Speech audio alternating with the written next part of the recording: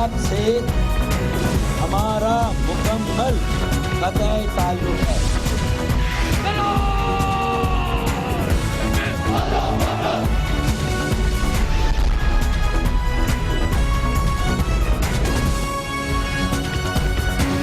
आप देख रहे हैं खबरों, तबसरों और तज्जियात पर मबनी पाकिस्तान का सबसे मोतबर न्यूज शो दुनिया, कामरान खान के साथ। अस्सलाम वालेकुम, मैं हूं कामरान खान। पाकिस्तान में जारी दहशतगर्दी की फिजा का सबसे बड़ा हादसा, सबसे बड़ा हमला अब से थोड़ी देर कबल सूबह सिंध के दादू के इलाके के करीब सेवन में हज़रत लाल शाहबाज कलंदर की दरगाह पर हुआ है। ये आज शब जुमा है और यहाँ पर इस मौके पर अकीदतमंद बड़ी तादाद में जमा होते हैं। जुमेरात की शब मगरिब के बाद से वहाँ पर एक समा होता है जो कि कहीं और नहीं देखा जाता। यहाँ पर सैकड़ों की तादाद में अकीदतमंद विजदानी कैफियत में घंटों धमाल करते हैं और ये धमाल की कैफियत ही थी आज शाम तकरीबन 7:10 पर, जब इस मज़ार के अहाते में एक शख्स इन धमाल करने वालों के बीच में शामिल हो गया और उसने अपने आप को धमाके से उड़ा दिया है। इस वक्त अंदाजे के मुताबिक जब ये धमाका हुआ है, तकरीबन 600 से 700 लोग थे उस कंपाउंड में, उस दालान में जहां पर उस वक्त ये धमाल हो रहा था। उसके बीचों बीच इस शख्स ने अपने आप को धमाके से उड़ाया है। एक अंदाज़ा ये है कि तकरीबन 30 किलोग्राम बारूद उसने अपने जिस्म से बांधा हुआ था। उसके साथ ही दर्जनों लोगों की जो हालत हुई है उसकी इत्तलात मुसलसल आ रही हैं, आप अंदाज़ा लगा सकते हैं। ये एक बहुत बड़ा सानिया है पाकिस्तान में दरगाहों में जो हमले हुए हैं उस हवाले से भी, और हालिया जो दहशतगर्दी की फ़िज़ा कायम हुई है उस हवाले से भी।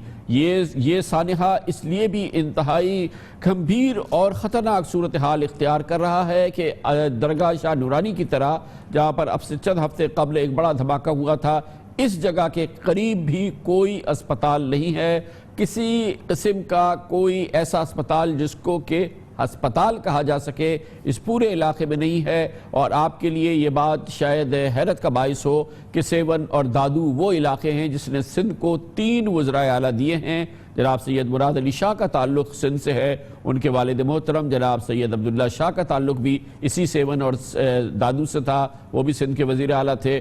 और जनाब लियाकत जतोई भी सिंध के वज़ीर आला थे, उनका ताल्लुक़ भी दादू से था। लेकिन आज दादू में ये तड़पते हुए लोग अस्पताल ढूंढ रहे थे, मगर न सेवन में और न दादू में कोई प्रॉपर हॉस्पिटल मौजूद था।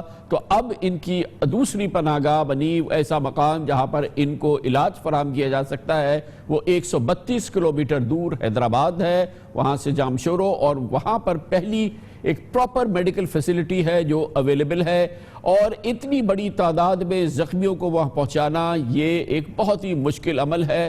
तो वज़ीर आला सिंध ने और हुकूमत सिंध ने फैसला किया है कि डॉक्टर्स को वहाँ पे पहुँचाया जाए। डॉक्टर्स को पहुँचाने का अमल जारी है, मगर ये घंटों का अमल है। 7:10 पर जो हमला हुआ है उसके बाद अगर ज़ख्मी सेवन से उठाए जाएं और उनको हैदराबाद पहुंचाया जाए और जामशोरो पहुंचाया जाए तो इसके लिए कई घंटे दरकार है। इसलिए जिस वक्त आप ये प्रोग्राम देख रहे हैं, एक बड़ी तादाद में ज़ख्मी अब भी रास्तों में फंसे हुए हैं, वो एम्बुलेंसेस में हैं, वो अस्पतालों के करीब नहीं पहुंचे हैं। इसलिए ये काउंट नहीं किया जा सकता कि कितने ज़ख्मी हैं, कितने अल्लाह को प्यारे हो चुके हैं। एक अंदाज़ा है, हम अंदाज़ा लगा रहे हैं कि कम से कम 60 लोगों की जानें जा चुकी हैं इस वक्त तक, जब तक कि आप ये प्रोग्राम देख रहे हो। मैंने अभी बताया कि ज़ख्मियों की बड़ी तादाद अब भी रास्तों में है। वो ज़ख्मी जिनको कराची लाया जा रहा है और वो ज़ख्मी जो कि इस ख़तरनाक बम धमाके के बाद, खुदकुश हमले के बाद उनको सेवन से उठाया गया और जामशोरो की जानिब चलाया गया, जहाँ पर पहला अस्पताल है जिसे हम एक भरपूर अस्पताल कह सकते हैं इस किस्म के मरीज़ों से निमटने के लिए। Air emergency, air ambulance services का वजूद नहीं है सिंध में, और इतने बड़े हादसे में ये मुमकिन भी नहीं है। एक ख़तरनाक सूरत हाल है, भयानक सूरत हाल है, और इस वक्त भी अफरा तफरी का आलम है। लाल शाहबाज कलंदर की दरगाह को फ़िलहाल क़ुफ़ल कर दिया गया है, इस वक्त उस पर ताले डाले गए हैं, जगह को महफूज बनाने की कोशिश की गई है, लेकिन अतराफ़ की सूरत हाल में چیخ پکار اور ایک ایسی کیفیت جس میں کہ بے سر و سامانی ہے. لوگ دیوانہ وار جن کے عزیز اور اقربا اس موقع پہ یہاں پہنچتے تھے وہ ان کو ڈھونڈ رہے ہیں وہاں پر, اور اسی صورتحال کی منظر کشی کے لیے یا اس کو وہاں پر اس وقت ہو کیا رہا ہے یہ جاننے کے لیے ہم جائیں گے 7. لیکن اس سے پہلے ہم آپ کو بتائیں کہ وہ لوگ جو وہاں موجود تھے اور جب یہ دھماکہ ہوا ہے اور اب وہ کسی قریبی جگہ پہ پہنچے ہیں, وہاں پہنچ کے انہوں نے اپنا احوال سنایا ہے کہ جب یہ دھماکہ ہوا تو کیا ہوا. گیٹ جو کھڑا ہوا تھا میں ادھر دھماکہ سنا تو لوگوں نے بولا تھا تو بجلی کا دھماکہ ہے, مگر ہم جب اندر آئے تو بہت حالات خراب تھے. جتنے بھی بندے پردیسی لوگ تھے ہم ان لوگوں کو اٹھا کے ایمبولینس میں چھوڑا. دیکھا کوئی بھی نہیں تھا, نہ ہمارے کو پولیس کی سپورٹ تھی نہ ہمارے کو ایمبولینس کی سپورٹ تھی. یہ جو سپورٹ ہے ہمارے کو پورے عوام کی سپورٹ ہے. ہمارے کو دکھ ہے ہمارے دربار کلچر کے اندر یہ بم دھماکہ یزید نے کیا ہے, ہم اس کو نہیں چھوڑیں گے دن قیامت تک. ہمارے کو اتنا دکھ ہے نہ ہمارے کو ایمبولینس بعد میں پہنچی. میرا جہاں تک اندازہ ہے کہ آنے جانے والوں کی رفتار دیکھ کے 60 سے 65 بندے ایکسپائر ہو چکے ہیں. چھوٹے بچے بھی ہیں, بوڑھے بھی ہیں, بڑے بھی ہیں, سب چیزیں مکس میں ہیں. جہاں پہ کیمرہ لگی ہوتی ہے ان کا پورا سیٹ اپ ہوتا ہے, وہاں سے اندر سے کیمرہ مین نکل کے بھاگا ہے. تو میں نے دیکھا یہ بھاگا کیوں ہے, تو جیسے وہ نکل کے بھاگا ہے اس نے سارا کراؤڈ کو چھوڑ دیا ہے. پھر میں بھی اس کے پیچھے گیا تو دادو میں ایک ہسپتال ہے جو کہ بہت ہی ایل اکوپڈ ہاسپٹل ہے, اس کو ہسپتال نہیں کہا جا سکتا. سرکاری فائلز میں بہرحال اس کو ہسپتال کہا جاتا ہے. جو زخمی تھے اور جو لوگ پہنچائے جا سکے وہ پہلے اس مقام پہ پہنچائے گئے. وہاں پہ ایک میڈیکل سپرنٹینڈنٹ بھی ہیں, انہوں نے صورتحال کے بارے میں ہمیں بتایا. دیکھیں ابھی تک میرے پاس 45 سے زیادہ ڈیڈ باڈیز آ چکی ہے, لیکن ابھی سلسلہ بڑھ رہا ہے. اور زخمی 200 سے زیادہ ہو چکے ہیں. جو سیریس انجرڈ ہیں ان کو ہم شفٹ کر رہے ہیں نواب شاہ. یہ تھے ڈاکٹر معین, میڈیکل سپرنٹینڈنٹ. اس صورتحال میں اس وقت کیا کیفیت ہے 7 میں, اور خاص طور پہ اس درگاہ کے آس پاس سے ہم پوچھنے کے لیے براہ راست جائیں گے 7 جہاں پہ موجود ہیں ہمارے کورسپونڈنٹ آصف علی میمن. جی آصف بتائیے گا اس وقت کیا صورتحال ہے؟ جی کامران صاحب میں آپ کو بتاتا چلوں کہ 7 شریف میں سندھ دھرتی کے عظیم صوفی بزرگ حضرت لال شہباز قلندر کے مزار پر آج مغرب کے ٹائم پہ 7:10 کے وقت پہ خودکش بمبار نے دھماکہ کیا ہے. آج میں آپ کو بتاتا چلوں کہ جمعے کی شب ہزاروں کی تعداد میں زائرین دھمال کے لیے درگاہ لال شہباز قلندر کے سین اور اندر میں موجود تھے. دھماکے کے بعد سینکڑوں کی تعداد میں جو ہے لوگ زخمی ہوئے, جبکہ ابھی اس وقت تک جو ہمیں تعداد ملی ہے سرکاری ذرائع اس بات کی تصدیق کر رہے ہیں کہ 60 سے زائد افراد شہید ہو چکے ہیں, جبکہ 250 سے زائد. اس وقت کیا صورتحال ہے جس وقت آپ ہم سے بات کر رہے ہیں, اس وقت کا آپ بتائیں کیا کیفیت ہے؟ جی اس وقت بھی 7 تعلقہ ہسپتال میں میں موجود ہوں. یہاں پہ طبی سہولیات کم ہیں جس کے باعث مریض تڑپ رہے ہیں. داتوس سے جامشوروں اور حیدرآباد سے ایمرجنسی کی بنیادوں پر ایمبولینسز بلائی گئی ہیں جن کے تھرو زخمیوں کو حیدرآباد اور نواب شاہ ہسپتالوں میں منتقل کیا جا رہا ہے. مگر یہاں پہ 7 ہسپتال میں ڈاکٹروں کی قلت کے باعث مریض تڑپ رہے ہیں. مگر اچھا یہ اسپتال جس کو آپ اسپتال کہہ رہے ہیں یہ کتنا بڑا اسپتال ہے, کیا ہے یہاں پہ کتنے بستروں کا اسپتال ہے, کیا اس کو واقعی ایک پراپر ہاسپٹل کہہ سکتے ہیں؟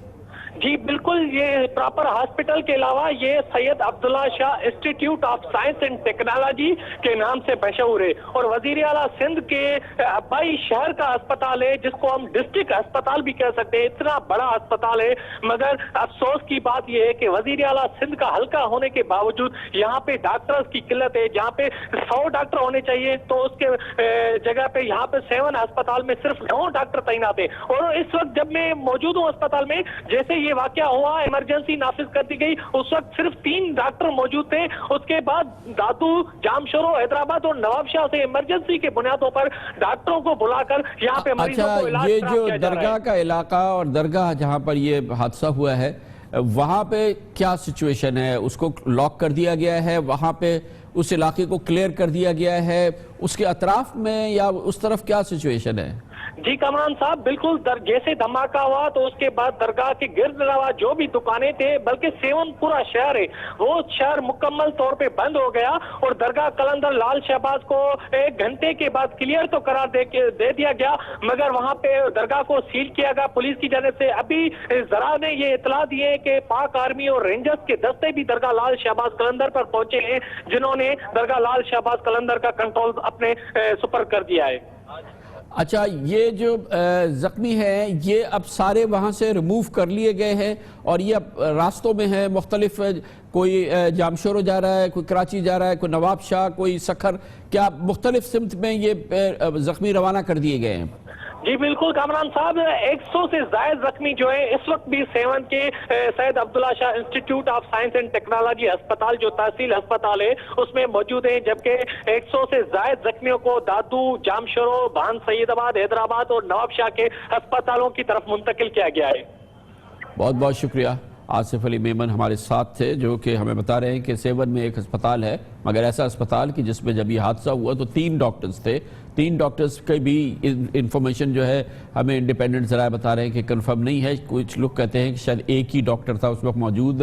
इस वक्त 100 से ज़ायद मरीज़ हैं एक अंदाजे के मुताबिक जो कि इस इलाके में मौजूद हैं, जिसे Syed Abdullah Shah institute of technology कहा जाता है। वहाँ पर ये एक मेडिकल फैसिलिटी है, जिसे हॉस्पिटल तो नहीं कहा जा सकता, एक मेडिकल फैसिलिटी है और वहाँ पर इस वक्त 100 के करीब लोग मौजूद हैं। इसके अलावा एक बड़ी तादाद में लोग जो हैं वो कराची भेजे गए हैं, जामशोरो भेजे गए हैं, एक जानिब नवाब शाह और दूसरी जानिब सखर की तरफ भी लोगों को भेजा गया है। और ये पूरी सूरत हाल इस वक्त बहुत ही एक दगरगू सूरत हाल है जो कि नज़र आ रही है।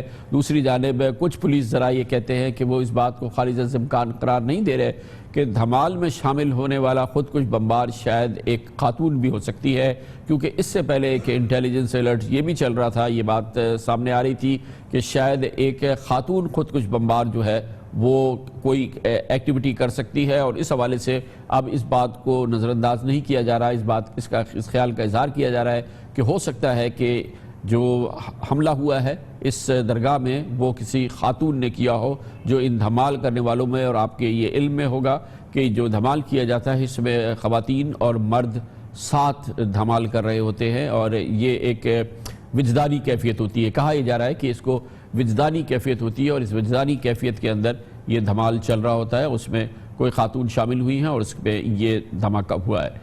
अब से थोड़ी देर कबल वज़ीर आला सिंध सैयद मुराद अली शाह ने इस पूरी सूरत हाल के हवाले से मीडिया से गुफ्तगू की। उनका कहना ये था, जो प्रायोरिटी है कि जो इंजर्ड हैं उनको जल्द से जल्द तिब्बी सहूलियात मुहैया की जाए। हमारे पास वहाँ सेवन में अस्पताल है, ऑब्वियसली इतना वेल इक्विप्ड नहीं है, लेकिन हमने डॉक्टर्स मूव किए हैं जामशोरो से भी, नवाबशाह से और दादू से।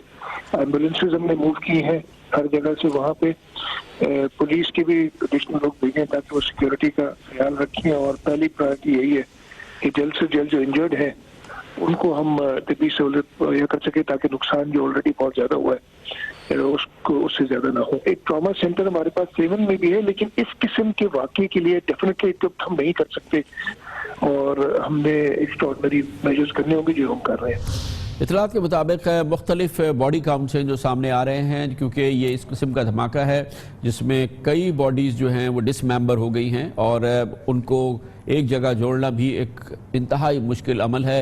इस हवाले से मुख्तलिफ बॉडी काउंट्स किए जा रहे हैं, अंदाजे लगाए जा रहे हैं। फ़िलहाल ये एक अंदाजे हैं, एक एजुकेटेड गेस है जो लगाया जा रहा है। मगरबी खबर एजेंसीज़, पाकिस्तान की न्यूज़ एजेंसीज़, टेलीविज़न मीडिया और ये सब इस हवाले से मुख्तलिफ आदाद शुमार दे रहे हैं। आपसे थोड़ी देर कबल रॉयटर्स न्यूज़ एजेंसी ने कहा है कि एक सरकारी ज़रिए ने उसे बताया है कि हलाक होने वालों की तादाद कुल मिला के 72 हो चुकी है। अब तक 72 लोग ऐसे हैं जो आज के होने वाले इस दहशतगर्द हमले में दारिए फ़ानी से कूच कर चुके हैं। ये एक रॉयटर्स न्यूज़ एजेंसी ने आपसे थोड़ी देर कबल बताया है कि 72 लोगों की अमवात हुई है आज के इस वाक़े में अब तक।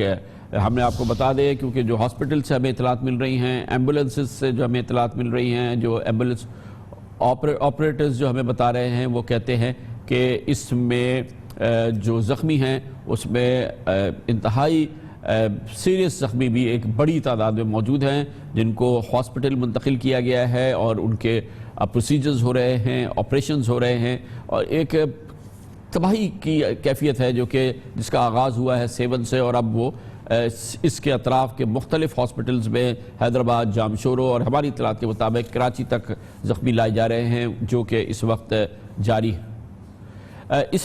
اس حوالے سے اب سے تھوڑی دیر قبل ایدھی فاؤنڈیشن، ایدھی ایمبولنسز کے سعد ایدھی نے آنکھوں دیکھا حال ہمیں بتایا تھا۔ ہمارے ساتھ اس وقت موجود ہے سعد ایدھی۔ سعد، بتائیے گا کہ کیا زخمیوں کے حوالے سے وہ لوگ جو اس دار فاری سے کوچ کر گئے ہیں، اس حوالے سے کیا آپ کے خیال میں اس وقت کی تازہ ترین صورتحال کیا ہے؟ جی بالکل، 100 سے زائد زخمی ہیں اور 50 سے زائد ڈیڈ باڈیز ہیں۔ 50 سے زائد ڈیڈ باڈیز ہیں۔ زخمی جتنے بھی ہیں ہماری گاڑیاں شفٹ کر رہی ہیں اور کچھ کر چکی ہیں، اور باڈیز تقریباً 30 کے قریب ہماری گاڑیوں نے شفٹ کر دی ہیں ہاسپٹل کے اندر، اور اس ہاسپٹل سے پھر حیدرآباد جامشورو میں جو سول ہاسپٹل وہاں جائیں گی، اور جو نواب شاہ میں ہاسپٹل ہے وہاں شفٹ کی جائیں گی۔ یہ صورتحال چل رہی ہے۔ اور زخمی کہاں کہاں گئے ہیں؟ زخمی کہاں کہاں پہنچائے گئے ہیں؟ زخمی جو ہاسپٹل ہے سیما شریف کا وہاں پہنچائے گئے ہیں، وہاں سے پھر نواب شاہ اور حیدرآباد شفٹنگ ہو رہی ہے ان کی۔ اور یہ جو ہاسپٹل ہے جو 7 کا، کیا وہ اس قابل ہے اس قسم کے زخمیوں کو کسی قسم کی ٹریٹمنٹ کرنا، کوئی ان پہ پروسیجر کرنا؟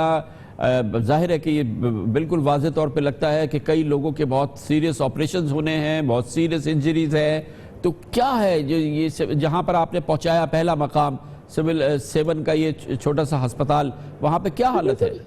میں آپ کو بتا رہا ہوں کہ جو ہمارے جو دیہاتی علاقے ہوتے ہیں، دیہاتی علاقوں میں جو ہمارے ہاسپٹلز ہوتے ہیں وہ ہاسپٹلز صحیح نہیں ہوتے ہیں۔ ان ہاسپٹلز کے اندر آپ کے پاس آپریشن تھیٹرز ہوتے ہیں، ڈاکٹرز کی کمی ہوتی ہے، بہت ساری چیزوں کی کمی ہوتی ہے۔ اسی وجہ سے حیدرآباد اور ہاسپٹل بھی چھوٹے ہوتے ہیں، تو حیدرآباد اور نواب شاہ شفٹ کیا جا رہا ہے، اور ضرورت پڑی تو کراچی بھی شفٹ کریں گے۔ اچھا، جو اسپاٹ سے جتنے زخمی تھے وہ ہٹا لیے گئے ہیں، اب اسپاٹ کو کلین کر دیا گیا ہے؟ جی، اسپاٹ میں کچھ باڈیز رہ گئی ہیں، ان باڈیز کو ہم لوگ شفٹنگ کر رہے ہیں ہاسپٹل میں۔ اور ظاہر ہے کہ یہ باڈیز جو ہے یہ بہت ہی کشیدہ حالت میں ہوں گی۔ بالکل بالکل۔ بہت بہت شکریہ۔ سعد ایدھی ہمیں بتا رہے تھے جن کی ایمبولنس سروس اس موقع پہ کام کر رہی ہے۔ اس وقت ایمرجنسی سچویشن ہے 7 سے لے کے حیدرآباد تک، جامشورو تک، حتیٰ کہ کراچی کے لیے بھی جیسا کہ ابھی بتایا سعد ایدھی نے کچھ زخمیوں کو بھیجا گیا ہے۔ اس موقع پہ موجود ہیں ہمارے کورسپونڈنٹ منور عالم جو کہ اس صورتحال کو کور کرنے کے لیے اس مقام پر جا رہے ہیں۔ منور، بتائیے گا کیا اطلاعات ہیں آپ کے پاس؟ کامران صاحب، زوردار دھماکہ تھا، اس کی شدت بہت زیادہ تھی، اور ہماری جو بات ہوئی ہے ڈی پی او 7 سے، ان کا کہنا ہے کہ جو بی ڈی ایس کی ٹیم وہاں پہنچی ہے، چھرے جو ہیں وہ بڑے ہیں، بڑے چھرے استعمال کیے گئے ہیں، اور دھماکہ خیز مواد جو ہے وہ 13 سے 15 کے جی کے درمیان اب تک آیا کہ یہ سامنے آیا کہ وہ خودکش جیکٹ تھی جس میں وہ خودکش حملہ ہوا، اور جو دھماکہ خیز مواد ہے وہ 13 سے 15 کے جی استعمال کیا گیا۔ زخمی بہت بڑی تعداد میں ہے۔ جو اطلاعات ہمیں سول اسپتال 7 سے اور جو عینی شاہدین اور جو مقامی وہاں پر ریسکیو کرنے والے افراد ہیں ان کا کہنا ہے کہ 150 سے زائد زخمی ہیں جنہیں منتقل کیا گیا ہے۔ نواب شاہ گئی ہیں، اس وقت زخمی کو لے جایا جا رہا ہے، حیدرآباد اور جامشورو منتقل کیا جا رہا ہے۔ سول اسپتال 7 تو مکمل طور پر بھر چکا ہے، نہ صرف وہاں پر لاشیں ہیں بلکہ زخمی بہت بڑی تعداد میں ہیں۔ جو ایم ایس سے ہماری بات ہوئی ہے 7 کے، ان کا کہنا ہے کہ یہ جو اب تک ہمارے پاس 73 ڈیڈ باڈیز پہنچی ہیں، اس کے علاوہ 100 سے زائد زخمی ہم یہاں پر ابھی تک پہنچا چکے ہیں جن کی ٹریٹمنٹ جاری ہے۔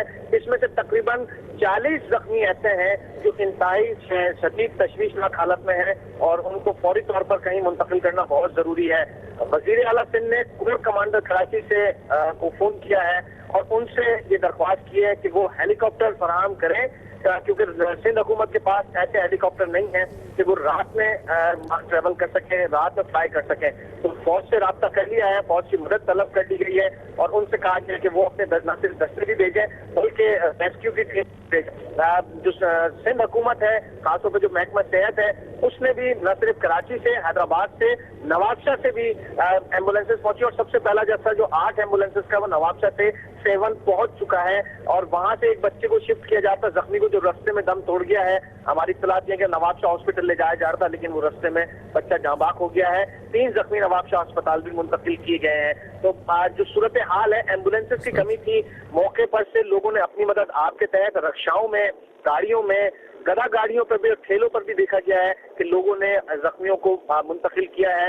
جو جس کو مل رہا تھا وہ اس طرح سے لے جا رہا تھا، کیونکہ بڑی تنگ جگہ ہے، بہت کنجسٹڈ ایریا ہے، انکروچمنٹ بہت زیادہ ہے، جس کی وجہ سے ریسکیو کرنے میں لوگوں کو بہت مشکلات کا سامنا کرنا پڑا اور کافی قیمتی جانیں اس میں ضائع ہوئی ہیں۔ جی، کیونکہ یہ ایکسس جو ہے درگاہ کا یہ بہت نیرو ہے، اور اس وجہ سے یہ بتایا جا رہا ہے کہ یہ زخمی اتنی آسانی سے وہاں سے ریموو نہیں کیے جا سکے۔ ظاہر ہے کہ ایک تو پہلے دھماکہ ہوا، اور اس کے بعد کی جو وہاں پہ صورتحال ہوگی، پھر ایمبولینسز کا پہنچنا، پھر ان کا اٹھانا، پھر لے جانا۔ 7:15 بجے کا یہ واقعہ ہے، تو تقریباً 2-2.5 گھنٹے پہلے یہ کام شروع ہوا ہے۔ تو یہ ابھی اس مرحلے میں ہے کہ ان کو باقاعدہ اسپتال میں پہنچایا جائے، باقاعدہ ان کی ٹریٹمنٹ شروع کی جا سکے، ان کے جو پروسیجرز ہیں وہ شروع کیے جا سکے۔ یہ تو ابھی ساری چیزیں فی الحال اس وقت سرٹن نہیں ہیں، ابھی یہ سب چیزیں پروسیس میں ہیں۔ جی بالکل، افراتفری کا عالم ہے۔ جو عملہ ہے 7 کا وہ سمجھے نہ ہونے کے برابر ہے۔ 3 ڈاکٹرز کیا کریں گے، اور ان کے ساتھ 4 پیرامیڈیکل آفیسرز کیا کر سکیں گے جو کہ وہاں پر موجود ہیں۔ اس کے علاوہ جو زخمیوں کو پہنچانے کا جو مرحلہ ہے، اس میں آدھے زخمی تو ایسے تھے کہ جو جس طریقے سے ان کو لے جایا گیا وہ وہیں دم توڑ گئے۔ خون کی بوتلیں اویلیبل نہیں ہیں، خون کس طرح سے دیا جائے، کس طریقے سے ان کے ڈسپیچز لگائے جائیں، اور جو طبی امداد ابتدائی طور پر ہوتی ہے کہیں پہ منتقل کرنے کے لیے کچھ ایسی سہولیات موجود نہیں ہیں۔ شکارپور میں بم دھماکہ ہوا تھا، ہم نے وہاں سے دیکھا تھا کہ وہاں بھی یہی صورتحال تھی، اس میں بھی جو تعداد ہلاکتوں کی بڑھی وہ اسی وجہ سے بڑھی۔ پھر اس کے بعد جب نورانی مزار پر حملہ ہوا، اس میں بھی ہم نے یہی صورتحال دیکھی، اس کے باوجود اس طرح کے علاقوں میں کوئی ایسے اقدامات نہیں کیے گئے۔ ایمرجنسی کی صورتحال ضرور ہے، لیکن وہ ایمرجنسی ایک افراتفری ہے، ایک بھگدڑ ہے، جس میں جس کے ہاتھ جو آ رہا ہے وہ اسی طریقے سے اس کو ٹریٹ کر رہا ہے۔ سب سے اہم بات یہ کہ اگر 7 اسپتال پہنچا بھی دیا جائے تو وہاں طبی امداد کیا دی جائے گی۔ اچھا، یہ بات ظاہر ہے کہ بہت امپورٹنٹ ہے، کہنے کو یہ ایمرجنسی ہے، مگر دراصل یہ مکمل ایک افراتفری کا عالم ہے، کیونکہ کوئی مربوط پلان نہیں ہے اس وقت۔ کسی ایک جگہ سے یہ تمام چیزوں کو ڈائریکٹ نہیں کیا جا رہا، کہیں سے ان کی کوئی سینٹرلائزڈ انفارمیشن نہیں ہے۔ اس وقت جو ایمبولنس آئی، اس کے ہاتھ میں جو مریض آیا، جس طرف بھی اس کو کوئی فیسیلٹی ملی، پہلی فیسیلٹی 7 کا یہ دادو کا ہسپتال ہے، اور جس کے بارے میں ہمیں پتہ ہے، آپ نے بھی بتایا ہے کہ وہاں پہ 2 ڈاکٹرز اور 3 شاید نرسز وہاں موجود تھی، اور وہاں پہ سینکڑوں کی تعداد میں اس قسم کی ایمرجنسیز پہنچی ہیں۔ تو اس وقت یہ کیفیت جو ہے افراتفری کی وہ برقرار ہے، کیونکہ ابھی تک ان کو پراپر ہاسپٹل میں پہنچا کے ان کا پراپر ٹریٹمنٹ ہونا یہ ابھی عمل شروع نہیں ہوا ہے۔ جی بالکل کامران صاحب، ایک افراتفری یہ ہے، دوسری افراتفری جو اس وقت 7 شہر میں ہے، لوگ اپنے پیاروں کو تلاش کر رہے ہیں۔ جو گاڑیاں وہاں پارک ہوئی ہوئی تھی انہیں اٹھانے کے لیے کوئی ٹریفک کا عملہ موجود نہیں ہے کہ لفٹرز کے ذریعے جو گاڑیاں لوگ، جو ظاہر سی بات ہے جو لوگ اپنی پارکنگ کر کے گئے تھے، اندر دھمال میں موجود تھے، اندر مزار میں موجود تھے، مختلف علاقوں سے، مختلف شہروں سے، پنجاب سے، مختلف شہروں سے لوگ آتے ہیں 7 میں روزانہ کی بنیاد پر، ان کی گاڑیاں پارک ہوتی ہیں، ان کو ہٹانے کا انتظام کیسے ہوگا؟ انتظامیہ کے پاس اس طرح کی کوئی چیزیں موجود نہیں ہے کہ ان کو ریموو کیا جائے تاکہ جو ریسکیو کا کام تھا وہ ہوتا۔ جو پی ڈی ایم میں ہے ادارہ کسی بھی قسم کے ڈیزاسٹر کے لیے، اس کی کوئی ایسی پریزنس وہاں موجود نہیں تھی۔ حیران کن بات یہ ہے کہ 4 ایمبولینسز ٹوٹل 7 شہر میں موجود تھیں۔ وہ 4 ایمبولینسز کس طریقے سے لوگوں کو ایک اگر لے کے جانا ہے تو دوسرے کے لیے واپس آنا ان کے لیے محال تھا، کس طرح سے وہ واپس دوبارہ داخل ہوتے، شہر سے نکلنا ان کے لیے مسئلہ، اور پھر شہر میں دوبارہ آ کر مزار کے اندر سے کسی زخمی کو اٹھا کر لے کے جانا، یہ ان کے لیے مسئلہ۔ اس تمام چیز کی کوئی تیاری، کسی قسم کی کوئی منصوبہ بندی موجود نہیں تھی۔ اور یہ جمعرات کی رات، جمعے کی شب، یہ جو مغرب کے بعد ہے، یہ ایک ظاہر ہے کہ ایک ایکسٹرا آرڈنری وہاں پہ ہر ہفتے یہ سچویشن ہوتی ہے، کیونکہ یہ جو بڑا دھمال ہے یہ جمعے کی شب ہوتا ہے، پھر اس کے لیے پورے سندھ سے لوگ آتے ہیں، اور وہ گاڑیاں پھر اطراف میں پارک ہوئی بھی ہوتی ہے، اور ایک میلے کا سا سما ہوتا ہے۔ جی بالکل جو شب جمعہ ہوتی ہے یعنی جمعرات کی جو شام ہوتی ہے مغرب سے قبل یہ دھمال شروع ہو جاتی ہے اور یہ تقریباً 1.5 گھنٹے تک یہ دھمال جاری رہتی ہے اور اس میں ہزاروں افراد شریک ہوتے ہیں. ہر جمعرات کا یہ معمول ہے اور اطراف سے سندھ کے مختلف شہروں سے لوگ جو ہیں وہ آتے ہیں. بسیں آئی ہوئی ہیں, بسیں جو ہے شاہدین کے بڑی بڑی بسیں جو ہیں اس وقت سیون کے مزار کے اطراف میں جو سڑکیں ہیں ان پر موجود تھیں. ان کی وجہ سے بہت پریشانی ہوئی. انہیں کون ہٹائے؟ ان کے ڈرائیور یہ جو تو ان کو ہٹانے کا انتظام کس طریقے سے ایریے کو ابھی تک جو ہماری اطلاعات ہیں کافی ڈیڈ باڈیز ایسی ہیں جو ابھی تک مزار کے احاطے میں موجود ہیں. لوگوں نے پہلے زخمیوں کو منتقل کیا, کوشش تھی لوگوں کی, کچھ اپنے پیاروں کو تلاش کرتے رہے.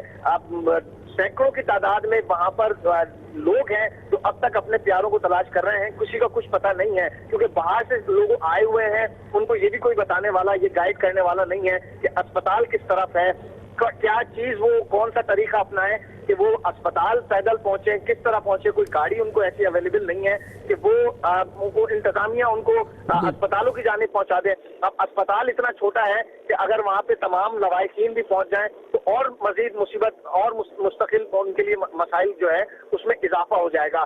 یہی صورتحال ہے. ایک انتہائی افراتفری کا عالم ہے, بھگدڑ کا عالم ہے, جس کو کنٹرول کرنے کے لیے انتظامیہ کے پاس جو ہیومن ریسورس آپ کہیں وہ ناکافی ہے. اس تمام صورتحال سے نمٹنے کے لیے جو ادارے ہیں ان کی پریزنس آپ سمجھ سکتے ہیں کہ کس طریقے کی پریزنس ہے. جو ڈیزاسٹر مینجمنٹ ہے, جو شہری انتظامیہ ہے وہاں پر. بہت شکریہ محمد, بہت شکریہ منور عالم ہمارے ساتھ موجود تھے. آپ سے تھوڑی دیر قبل سندھ کے گورنر محمد زبیر نے بھی اس موضوع پر میڈیا سے بات کی ہے. اتنی امپورٹنٹ ریلیجیس جگہ پر حملہ ریفلیکٹ کرتا ہے کہ جو ہمارے دشمن ہیں وہ کتنے کمزور ہو چکے ہیں اور اب کس قسم کے ٹارگٹس کو سلیکٹ کیا جا رہا ہے. یہ پوری ایک جنگ ہے جس کو ہم پچھلے 3 سال سے لڑ رہے ہیں. 3 سال سے نہیں بلکہ 15 سال سے لڑ رہے ہیں. جب سے یہ حکومت آئی ہے تو ضرب عضب کا بھی اسی دور میں آغاز کیا گیا ہے تاکہ ان کو فلش آؤٹ کیا جائے اور بہت کامیابیاں حاصل ہوئی ہیں. اب وہ کامیابیاں جو حاصل ہوئی ہیں وہ اسی وجہ سے ہوئی ہیں کہ ہم نے اپنا ریزالو شو کیا ہے اور تمام اداروں نے مل کے بھرپور کام کیا ہے. یہ جو ہمیں ہمیشہ سے اندازہ تھا کہ یہ ہمارا خصوصی نشریہ جاری ہے. آپ نیوز ہیڈ لائنز دیکھ لیں. اب سے چند لمحات قبل chief of army staff general Qamar Javed Bajwa نے پاکستان کی قوم کو یقین دلایا ہے کہ یہ حملے دشمن کی خفیہ ایجنسیز کی جانب سے کیے جا رہے ہیں. دشمن کی انٹیلیجنس ایجنسیز پاکستان میں حملہ کر رہی ہیں. نہ صرف ہر پاکستانی کا دفاع کیا جائے گا بلکہ ہر پاکستانی کے ہر خون کے ہر خطرے کا حساب لیا جائے گا, فوری جواب دیا جائے گا. نیوز ہیڈ لائن جس کے بعد ہمارا خصوصی نشریہ جاری رہے گا.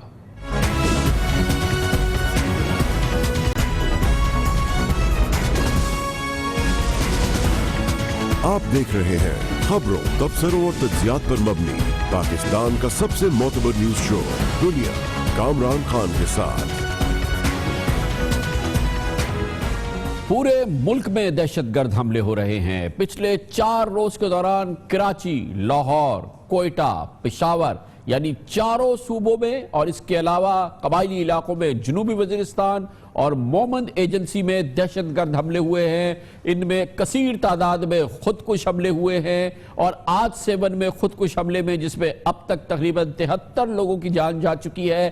آج کے علاوہ 4 خودکش حملے پچھلے 4 روز میں ہوئے ہیں اور دہشت گردی کے کل ملا کے 8 واقعات ہوئے ہیں جس میں 31 لوگوں کی جانیں جا چکی ہیں اور سیکیورٹی فورسز کے 20 اہلکار اس کا نشانہ بن چکے ہیں. بھرپور جنگ ہے جو پاکستان پر لادی گئی ہے, لادی جا رہی ہے اور اس کا جواب اب سے تھوڑی دیر قبل chief of army staff general Qamar Javed Bajwa نے دیا ہے. انہوں نے کہا ہے کہ دشمن کی یہ کارروائی ہے, دشمن کی ایجنسیز یہ کارروائی کر رہی ہیں, ہم اس کا انتقام لیں گے, ہم اپنے ہر خون کے خطرے کا حصہ انتقام لیں گے, ہر جگہ انتقام لیں گے, ہم اس کا فوری انتقام لیں گے اور اس سلسلے میں کسی احتیاط سے کام نہیں لیا جائے گا. Chief of army staff general Qamar Javed Bajwa کہتے ہیں کہ ہم فوری انتقام لیں گے. یہ ہم پر دشمن کا حملہ ہے، ہم اپنے ہر شہری کے ہر خون کے قطرے کا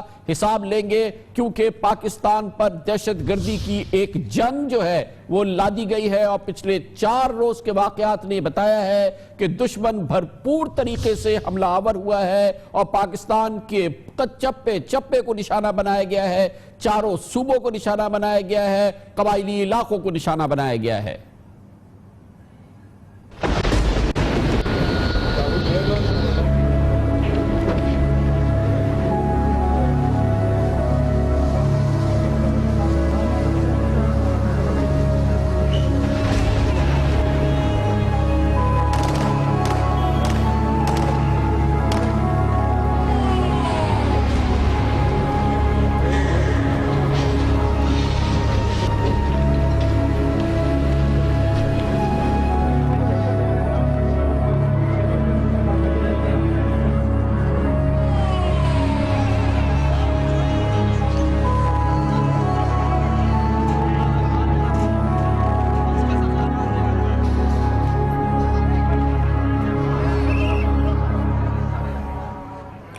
یہ تو پچھلے 4 روز کے واقعات ہیں، لیکن اس سال میں سن 2017 میں دہشت گرد کارروائیاں کر رہے ہیں، آپریشن ضرب عصف کا، پاکستان کے نیشنل ایکشن پلان کا جواب دے رہے ہیں، اپنی جانب سے یہ پیغام دے رہے ہیں کہ آج بھی وہ پاکستان کے کسی بھی علاقے میں پہنچ سکتے ہیں اور کسی جگہ پہ بھی جا کے اپنے آپ کو دھماکے سے اڑا سکتے ہیں۔ اس سال کے 47 دنوں میں دہشت گردی کے اب تک 16 بڑے واقعات ہو چکے ہیں، اور اس میں کلیدی طور پہ نشانہ بنایا جا رہا ہے سیکیورٹی فورسز کو، جن کے 28 اہلکاروں نے جامِ شہادت نوش کیا ہے۔ 28 اہلکاروں نے جامِ شہادت نوش کیا ہے۔ اس سال کے 47 دنوں میں 76 افراد جاں بحق ہو چکے ہیں جو دوسرے پاکستانی ہیں، اور اس میں پھر آپ کو بتاؤں ثانی ہے 7 میں جاں بحق افراد کی شامل نہیں ہے، کیونکہ ان کا شمار ابھی ہو رہا ہے، ابھی وہ شمار نہیں ہوا ہے، اور یہ ایک تکلیف دہ مرحلہ ہے، کیونکہ خود کش بمبار نے اپنے آپ کو سینکڑوں لوگوں کے بیچ میں جا کے اڑایا ہے، اور جس کے بعد جو باڈیز ہیں ظاہر ہے کہ وہ ناقابل بیان صورتحال میں ہیں، اور اس حوالے سے جو ایمرجنسی یا افراتفری کی صورتحال ہے وہ ابھی بھی جاری ہے۔ آج اس کے علاوہ بھی ایک بڑا دہشت گرد حملہ ہوا ہے، اور وہ پاکستان کی افواج پہ ہوا ہے۔ آج بلوچستان کے علاقے آوران میں بارودی سرنگ کے دھماکے میں پاک فوج کے 3 جوان شہید اور 2 زخمی ہو گئے۔ شہید ہونے والوں میں کیپٹن طاہا، سپاہی کامران ستی اور سپاہی مہتر جان شامل ہیں۔ یہ وہ لوگ تھے جو ایک فوجی گاڑی میں جا رہے تھے کہ آوران بلوچستان کے علاقے میں ان کی گاڑی کے راستے میں ایک بارودی سرنگ بجھا دی گئی۔ آوران بلوچستان کے حساس ترین اور شہرت زدہ علاقوں میں سے ایک ہے، جہاں بھارتی خفیہ ایجنسی را مقامی دہشت گردوں کی سرپرستی کرتی ہے، اور را اور بھارت کی خفیہ ایجنسی را کی کارروائیاں اس پورے علاقے میں بلکہ پورے پاکستان میں اس کا اعتراف کر چکا ہے، اور اس کا اعتراف پاکستانی اس کا اعلان نہیں کر رہا ہے، یہ کوئی اور نہیں کہہ رہا، خود را کا ایک سینئر آفیسر جو پاکستان میں گرفتار ہوا، کلبھشن یادو، وہ باقاعدہ طور پہ پوری تفصیلات دے چکا ہے کہ کس طرح سے پاکستان میں دہشت گردی کی جاتی ہے، کس طریقے سے پاکستانیوں کو یا غیر ملکیوں کو ہائر کیا جاتا ہے، کیسے ان کو ٹریننگ دی جاتی ہے، اور کیسے را کروڑوں ڈالر صرف کرتی ہے پاکستان میں افراتفری پھیلانے کے لیے، تخریب کاری پھیلانے کے لیے۔ اس کا اعتراف خود کھل کے بھارت کی را کا سینئر آفیسر کلبھشن یادو کر چکا ہے۔ Raw is involved in some activities related to the Baloch liberation movement within Pakistan and the region around it. There are finances which are led into the Baloch movement through various contacts or various ways and means into the Baloch liberation, and the various activities of these Baloch liberation and the raw handlers go towards activities which are criminal, which are anti-national, which can lead to naming or killing of people within Pakistan.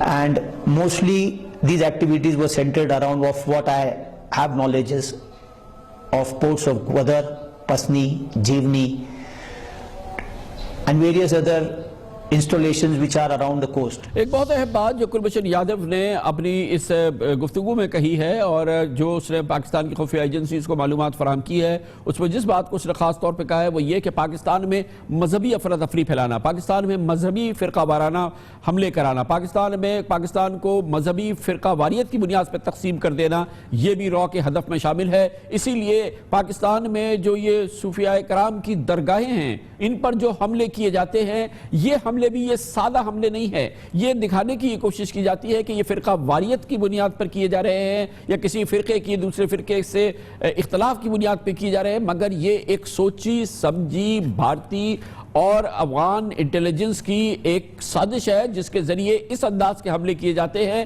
کہ پاکستان مذہبی بنیاد پہ فرقوں کی بنیاد پر بھی تقسیم ہو، اور اس کے لیے خاص طور پہ وہ درگاہیں جو کہ جہاں پر عقیدت مند جاتے ہیں اور بڑی تعداد میں جاتے ہیں ان کو نشانہ بنایا گیا ہے۔ آج کا واقعہ درگاہ شہباز قلندر پر تو پہلا یہ اس انداز کا خودکش حملہ ہے، لیکن پاکستان میں اس قسم کی صوفیاء کرام کی جو درگاہیں ہیں ان کو چن چن کر نشانہ بنایا گیا ہے۔ صوفیوں کی سرزمین سندھ میں حضرت لال شہباز قلندر کے مزار پر دہشت گردی کی بدترین مثال قائم کی گئی۔ پاکستان میں اس سے قبل بھی بزرگان دین کے مزارات پر آنے والے عقیدت مندوں کو نشانہ بنایا جاتا رہا ہے۔ 3 مہینے پہلے 12 نومبر کو بلوچستان کے ضلع خوزدار میں درگاہ شاہ نورانی میں خودکش دھماکے میں 52 افراد جاں بحق ہوئے تھے۔ جولائی 2010 میں پنجاب کی سرزمین پر سید علی حجویری المعروف داتا گنج بخش کے مزار پر خودکش حملہ کیا گیا، جس میں 24 زائرین نے جام شہادت نوش کیا تھا، جبکہ اکتوبر 2010 میں کراچی میں عبداللہ شاہ غازی کے مزار پر دھماکے میں 8 افراد کی جانیں گئیں۔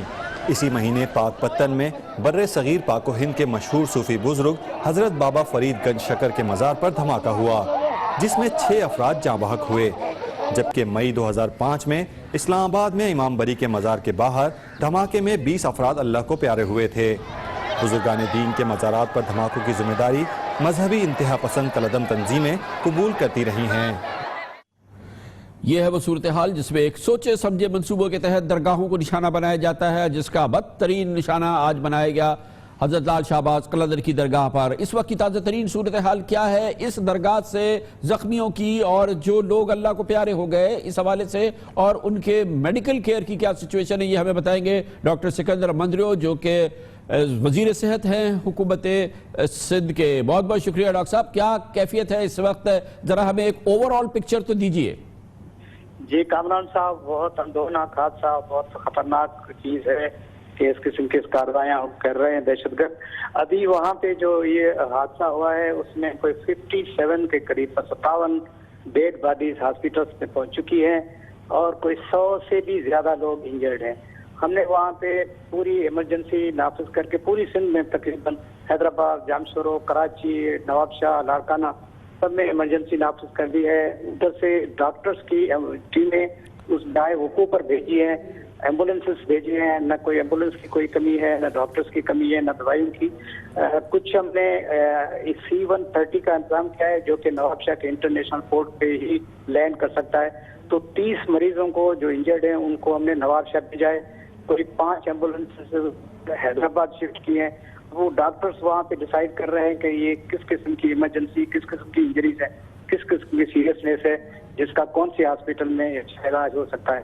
تو اس کیفیت میں ہے کہ جو کم انجرڈ ہیں ان کو وہاں سے ایڈ مل رہی ہے اور جو زیادہ انجرڈ ہیں ان کو ڈیسیشن کے تحت یا نواب شاہ یا ہم حیدرآباد بھیج رہے ہیں۔ اچھا بلڈ کی ضرورت ہوتی ہے ڈاکٹر صاحب، یہ فرمائیے گا کہ اس کی اوورآل جو کیفیت ہے وہ یا پکچر ہے وہ آپ کے سامنے ہے، کہیں پہ پوری جو سچویشن ہے اس پہ نگاہ رکھی جا رہی ہے؟ آپ کو یا آپ کے دوسرے ساتھیوں کو، چیف منسٹر کو ایگزیکٹلی پتہ ہے کہ زخمی اب جامشورو میں اتنے ہیں، نواب شاہ میں اتنے ہیں، 7 کے ہاسپٹل میں اتنے ہیں، کتنوں کو کراچی پہنچانا ہے؟ اس کا گیدر ہو گئی ہے یہ انفارمیشن؟ آئی نو کہ یہ کافی افراتفری کا عالم ہے، لیکن کچھ بتائیں کہ کتنا یہ کوارڈینیٹڈ کام ہو رہا ہے اس وقت؟ یہ فائنل نہیں ہے ابھی کہ کتنے کہاں پہنچے ہیں، کتنے کہاں پہنچ رہے ہیں، لیکن ہم کوارڈینیٹڈ ہیں، ہم ایک دوسرے سے رابطے میں ہیں۔ میں بھی ابھی کراچی تھا تو کراچی سے حیدرآباد کے راستے میں ہوں۔ میں جا کے حیدرآباد کی جتنی بھی 2 ہاسپٹل بڑی ہیں وہاں جا کے صورتحال کو سنبھالتا ہوں۔ कराची में हमारी और टीम है जो डॉक्टर्स वगैरह की और हेलीकॉप्टर जो हमारा C-130 की एम्बुलेंस से जो आ रहे हैं पेशेंट उनको रिसीव करने के लिए, और लाड़काना फिलहाल नहीं भेज रहे हैं क्योंकि वो दूर पड़ा रास्ता भी अच्छा नहीं है, इसलिए हमारी नवाबशाह, हैदराबाद, कराची और जामशोरो इन 3 हॉस्पिटल्स में ब्लड की, एम्बुलेंसेस की, डॉक्टर्स की, सर्जिकल ऑपरेशंस की, ऑपरेशन थिएटर्स की सब तैयारियां मुकम्मल है। बहुत अफसोसनाक हादसा है। बिल्कुल ठीक है, बहुत बहुत शुक्रिया डॉक्टर साहब, बहुत शुक्रिया। आई नो आपका बड़ा मसरूफ इस वक्त दिन भी है, काम भी है। अब हमें ज्वाइन किया है सिंध पुलिस के सरबराह इंस्पेक्टर जनरल पुलिस जनाब AD ख्वाजा ने। बहुत बहुत शुक्रिया AD ख्वाजा साहब। इस वाक़े के हवाले से आप हमें अब तक क्या बता सकते हैं जो इसका ये टेररिज्म एंगल है इस हवाले से? कामरान भाई देखिए कि ये खुदकश है अपनी नौयत का, ये तो पहले तो ये रजिस्टर कर लें, और दूसरा ये है कि इस वाक़े में इस वक्त तक जो कंफर्म डेथ्स हैं वो तकरीबन 55 से ज़्यादा हैं, और ज़ख्मी जो है वो 200 के करीब हैं। उस जगह को पुलिस इन्वेस्टिगेट कर रही है। कराची से हमने फॉरेंसिक लैब्स और बम डिस्पोजल की यूनिट्स रवाना कर दिए हैं। काउंटर टेररिज्म की टीम्स भी रवाना हुई हैं वहाँ पर उस जगह को इंस्पेक्ट करने के लिए, और उसको बारीक बीनी से उसका जायजा लेने के बाद कोई हतमी राय हम आपको बता सकते हैं। अच्छा, जो जनरली इस वक्त टेररिज्म की एक वेव चल रही है, टेरर वेव है पूरे पाकिस्तान में, उस हवाले से मुख्तलिफ अलर्ट्स भी चल रहे हैं, और ये जो ख़ास तौर पर ये जो श्राइन्स हैं ये एक इससे पहले भी फेवरेट टारगेट रहे टेररिस्ट के। कुछ ऐसी खबर थी, कोई ऐसी इत्तलात थी कि कोई अटैक होने वाला है या कोई इस किस्म का किसी श्राइन पे अटैक होने वाला है? जो टेरर अलर्ट्स चल रही हैं कराची सिंध के हवाले से आपके पास कोई ऐसी सिग्निफिकेंट अलर्ट है? नहीं कामरान भाई, ऐसा स्पेसिफिक अलर्ट कोई नहीं था जिसमें किसी मज़ार को निशाना बनाने की बात की हुई हो, कोई ऐसा स्पेसिफिक अलर्ट नहीं। अच्छा, और इस श्राइन पे आपकी इत्तला के मुताबिक वॉक थ्रू गेट वगैरह है यहाँ पे? सिक्योरिटी की आई नो कि ये जुमेरात की रात और वैसे भी इन जगहों को मुकम्मल तौर पे सिक्योर बनाना काफ़ी हद तक बहुत मुश्किल काम है, लेकिन आप कुछ हमें बता सकते हैं कि यहाँ पे वाक़यात तो हो चुके ना, दासा दरबार पे हो चुका है, पाक पतन पे, अब्दुल्ला शाह गाजी पे, बरी इमाम पे, तो कुछ सेंस था यहाँ पे कि किस किस्म की सिक्योरिटी हो? कमरान भाई, यहाँ पर वॉक थ्रू गेट्स भी मौजूद हैं, पुलिस की बाकायदा सिक्योरिटी डिप्लॉयमेंट होती है, सिक्योरिटी प्लान निकलता है हर जुमेरात का ख़ास तौर पे, और यहाँ पर पुलिस की मुस्तकिल डिप्लॉयमेंट भी होती है इस दरगाह पे, चूँकि ये सिंध का एक सबसे बड़ा मज़ार है वहाँ पर, और बहुत ज़्यादा अकीदतमंद वहाँ आते हैं, और चूँकि तादाद इतनी ज़्यादा होती है जिस तरह आपने कहा कि उसको फुल प्रूफ बनाना, और ख़ास तौर पे इसमें लेडीज़ की और बच्चों की बहुत बड़ी तादाद वहाँ पर होती है, और ये भी इस बात का भी इम्कान रद्द नहीं किया जा सकता कि कोई लेडी सुसाइड बॉम्बिंग इसमें इस्तेमाल हुई हो, लेकिन उसको अभी हम अपनी बात नहीं कह सकते इसके। अच्छा ख्वाजा साहब, ये भी बताइएगा कि ये जो इस वक्त टेरर वेव है जो पिछले एक हफ्ते से 5-6 दिन से चल रही है, इसकी एक पहली इब्तिदा ऐसा लगता है हुई थी जब कराची में समान न्यूज़ की जो DSNG थी उस पर अटैक किया गया था। उससे पहले एक क्रैकर पुलिस के मोबाइल पे फेंका गया था, उसमें वो समान न्यूज़ का हमारा जो टेक्नीशियन है वो शहीद भी हो गया था। इस वाक़े के बारे में इन्वेस्टिगेशन कुछ उसमें कोई प्रोग्रेस है? देखिए, उसमें इन्वेस्टिगेशन की प्रोग्रेस यही है कि वो सारे पॉइंटर्स जो हैं वो इन्हीं दहशतगर्द तंजीमों की तरफ जा रहे हैं, और ये उस इलाके में जहाँ ये वाक़या फैला हुआ था अपने 5 स्टार चुरंगी के पास, वहाँ पर इसी नौयत का एक और पहले वाक़या हुआ था जिसमें एक ट्रैफिक के कांस्टेबल्स को निशाना बनाया था और थाने पे अटैक हुआ था। तो तकरीबन ये सारी कड़ियाँ जो है वो एक दूसरे के साथ मिलती हुई नजर आती हैं। अच्छा, अभी ये जो ओवरऑल सीन इस वक्त सिनेरियो है पूरे पाकिस्तान के अंदर, और जिसमें कि मुसलसल अटैक्स हो रहे हैं, आवारान में भी अटैक हो रहा है, ट्राइबल एरियाज में भी हो रहे हैं, पेशावर में, लाहौर में, इसके अलावा ये कराची में, आपके ख्याल में आपका एक्सपीरियंस और आप जो अपने कॉलीग से बात शेयर कर रहे हैं और आप जिस विंटेज पॉइंट पे बैठे, आपको लग रहा है कि ये कोऑर्डिनेटेड ड्राइव है जिससे पूरे पाकिस्तान में एक एक्शन लॉन्च किया गया है, टेररिस्ट एक्शन लॉन्च किया गया है, और ये आपस में किसी जगह से जुड़े हुए वाकयात हैं? मेरा ख्याल है कि ये इंतहाई कोऑर्डिनेटेड और पाकिस्तान के दुश्मनों की एक बहुत गहरी साजिश है, کیونکہ پاکستان کو گزشتہ 4-5 مہینے سے یہ کریڈٹ تھا کہ یہاں پر دہشت گردی کے واقعات کم ہوئے تھے، معیشت بحال ہو رہی تھی اور بہت تیزی سے معیشت ترقی کر رہی تھی، لہذا پاکستان کے خلاف یہ انتہائی ایک گہری اور منظم سازش ہے ڈی اسٹیبلائز کرنے کے. اور آپ یہ سمجھتے ہیں آپ کے اس وقت جو سچویشن اس سے لگ یہ رہا ہے کہ یہ ایک دوسرے سے جڑے ہوئے ہیں، یہ واقعات سارے ایک دوسرے سے جڑے ہوئے ہیں اور یہ ایک سوچی سمجھی منظم ایکشن ہے جو کہ پاکستان پہ ایک طرح سے دہشت گردی کی جنگ کو اس وقت لادا جا رہا ہے؟ جی میرا خیال ہے کہ بالکل یہی بات ہے. بہت بہت شکریہ جناب اے ڈی خواجہ ہمارے ساتھ موجود تھے، انسپیکٹر جنرل پولیس سندھ. وہ کہتے یہ ہے لگ یہی رہا ہے کہ یہ ایک کوارڈینیٹڈ ایفرٹ ہے جس کے ذریعے پاکستان کے چاروں صوبوں کو، اس کے چاروں بڑوں شہروں کو اور اس حوالے سے قبائلی علاقوں کو، آج بلوچستان میں فوج پہ حملہ کیا گیا ہے، اس قبائلی علاقوں میں لیویز پہ حملہ کیا گیا ہے. اب سے تھوڑی دیر قبل ڈیرہ اسماعیل خان میں، اب سے بالکل تھوڑی دیر قبل ڈیرہ اسماعیل خان میں ایک پولیس موبائل وین پر رینڈم شوٹنگ کی گئی ہے جس میں ایک پولیس اہلکار شہید ہو گیا ہے، 3 زخمی ہوئے ہیں. یہ واقعہ تھوڑی دیر قبل ہوا ہے جو کہ ڈیرہ اسماعیل خان کا واقعہ ہے. اسی طرح سے جو واقعات ہیں عام شہریوں کو ہلاک کرنا، چاہے وہ لاہور کے ہوں، پھر اس حوالے سے مذہبی ایک اینگل دینا جیسا کہ ابھی لال شہباز قلندر میں ہوا ہے اور تھوڑی دیر قبل ہمیں بتایا جا رہا ہے کہ داعش کہتی ہے کہ اس نے یہ حملہ کیا ہے. یہ پوری صورتحال ایسا لگ رہا ہے جیسے کہ سندھ پولیس کے سربراہ کہتے ہیں کہ یہ تمام واقعات جڑے ہیں. اور اس حوالے سے ایک اور بہت اہم جو سب سے اہم ڈیولپمنٹ ہے، chief of army staff general Raheel Sharif نے اب سے تھوڑی دیر قبل کہا ہے، پاک فوج کے سربراہ کہتے ہیں کہ تمام کارروائیاں دشمن ایجنسیز کر رہی ہیں، دشمن کی خفیہ ایجنسیز پاکستان کے خلاف یہ کارروائی کر رہی ہیں. یہ دشمن کا پاکستانیوں پر حملہ ہے. پاکستان کے ہر شہری کا، ہر قطرے کا، ہر خون کے قطرے کا حساب لیا جائے گا، انتقام لیا جائے گا، فوری انتقام لیا جائے گا. اس میں کسی احتیاط سے کام نہیں لیا جائے گا. یقینی طور پہ یہ ایک حملہ ہے، غیر ملکی حملہ ہے، دہشت گردی کی شکل میں پاکستان پہ لادا گیا ہے. اس کے اور کیا اسباب ہو سکتے ہیں خطے کی صورتحال کے حوالے سے اور اوورآل اس کے وجوہات اور اس کا پس منظر اور پیش منظر کیا ہو سکتا ہے، یہ جاننے کے لیے ہم جائیں گے. پاکستان کے نامور سینئر صحافی، تجزیہ کار، ایکسپرٹ جناب رحیم اللہ یوسفزئی ہمارے ساتھ پشاور سے موجود ہے. بہت بہت شکریہ رحیم اللہ صاحب. یہ فرمائیے گا کہ پاکستان میں یہ رائے ہے، چیف آف آرمی اسٹاف بھی کہہ رہے ہیں اور ہمارے دوسرے آفیشلز بھی کہہ رہے ہیں کہ یہ کوارڈینیٹڈ ایکسرسائز ہے، یہ کوارڈینیٹڈ ایکشن ہے پاکستان پہ، چاروں صوبوں پہ، قبائلی علاقوں پہ، بلوچستان میں. یہ سارے حملے جو پچھلے 5 دن کے اندر ہوئے ہیں یہ خطے سے ہوئے ہیں. گویا یہ افغانستان کی خفیہ ایجنسی نے کیے ہیں، یہ بھارت کی خفیہ ایجنسی نے کیے ہیں. کیا خطے کی صورتحال ہے جس میں اس قسم کی بے قابو ہوتی ہوئی صورتحال نمودار ہوئی ہے؟ جی بالکل، دیکھیں آپ نے ذکر کیا، صحیح بات کی، چاروں صوبوں میں حملے ہو چکے ہیں اور قبائلی علاقے فاٹا میں بھی حملہ ہو چکا ہے. 6 حملے اب تک ہو چکے ہیں اور ان میں اضافہ ہو رہا ہے. آپ یہ بھی دیکھیں کہ جب کچھ مہینے پہلے، کچھ ہفتے پہلے افغانستان میں بڑے بڑے حملے ہوئے، کابل میں، کندہار میں اور لشکر گاہ میں، تو اس کے بعد الزام لگایا گیا پاکستان کے اوپر، ISI کے اوپر، حقانی نیٹ ورک کے اوپر.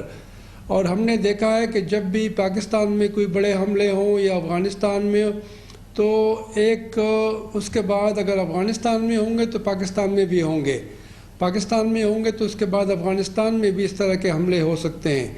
اور یہ جو آرمی چیف نے کہا ہے کہ دشمن کے ادارے یا خفیہ سروسز وہ حملے کر رہی ہیں، تو میرے خیال میں ان کا اشارہ رو کی طرف بھی ہے جو انڈیا کا ادارہ ہے، اور NDS جو افغانستان کی خفیہ ادارہ ہے اس کی طرف بھی اشارہ ہے. ممکن ہے اس کے علاوہ بھی ادارے ہوں جن کا اس میں ہاتھ ہے.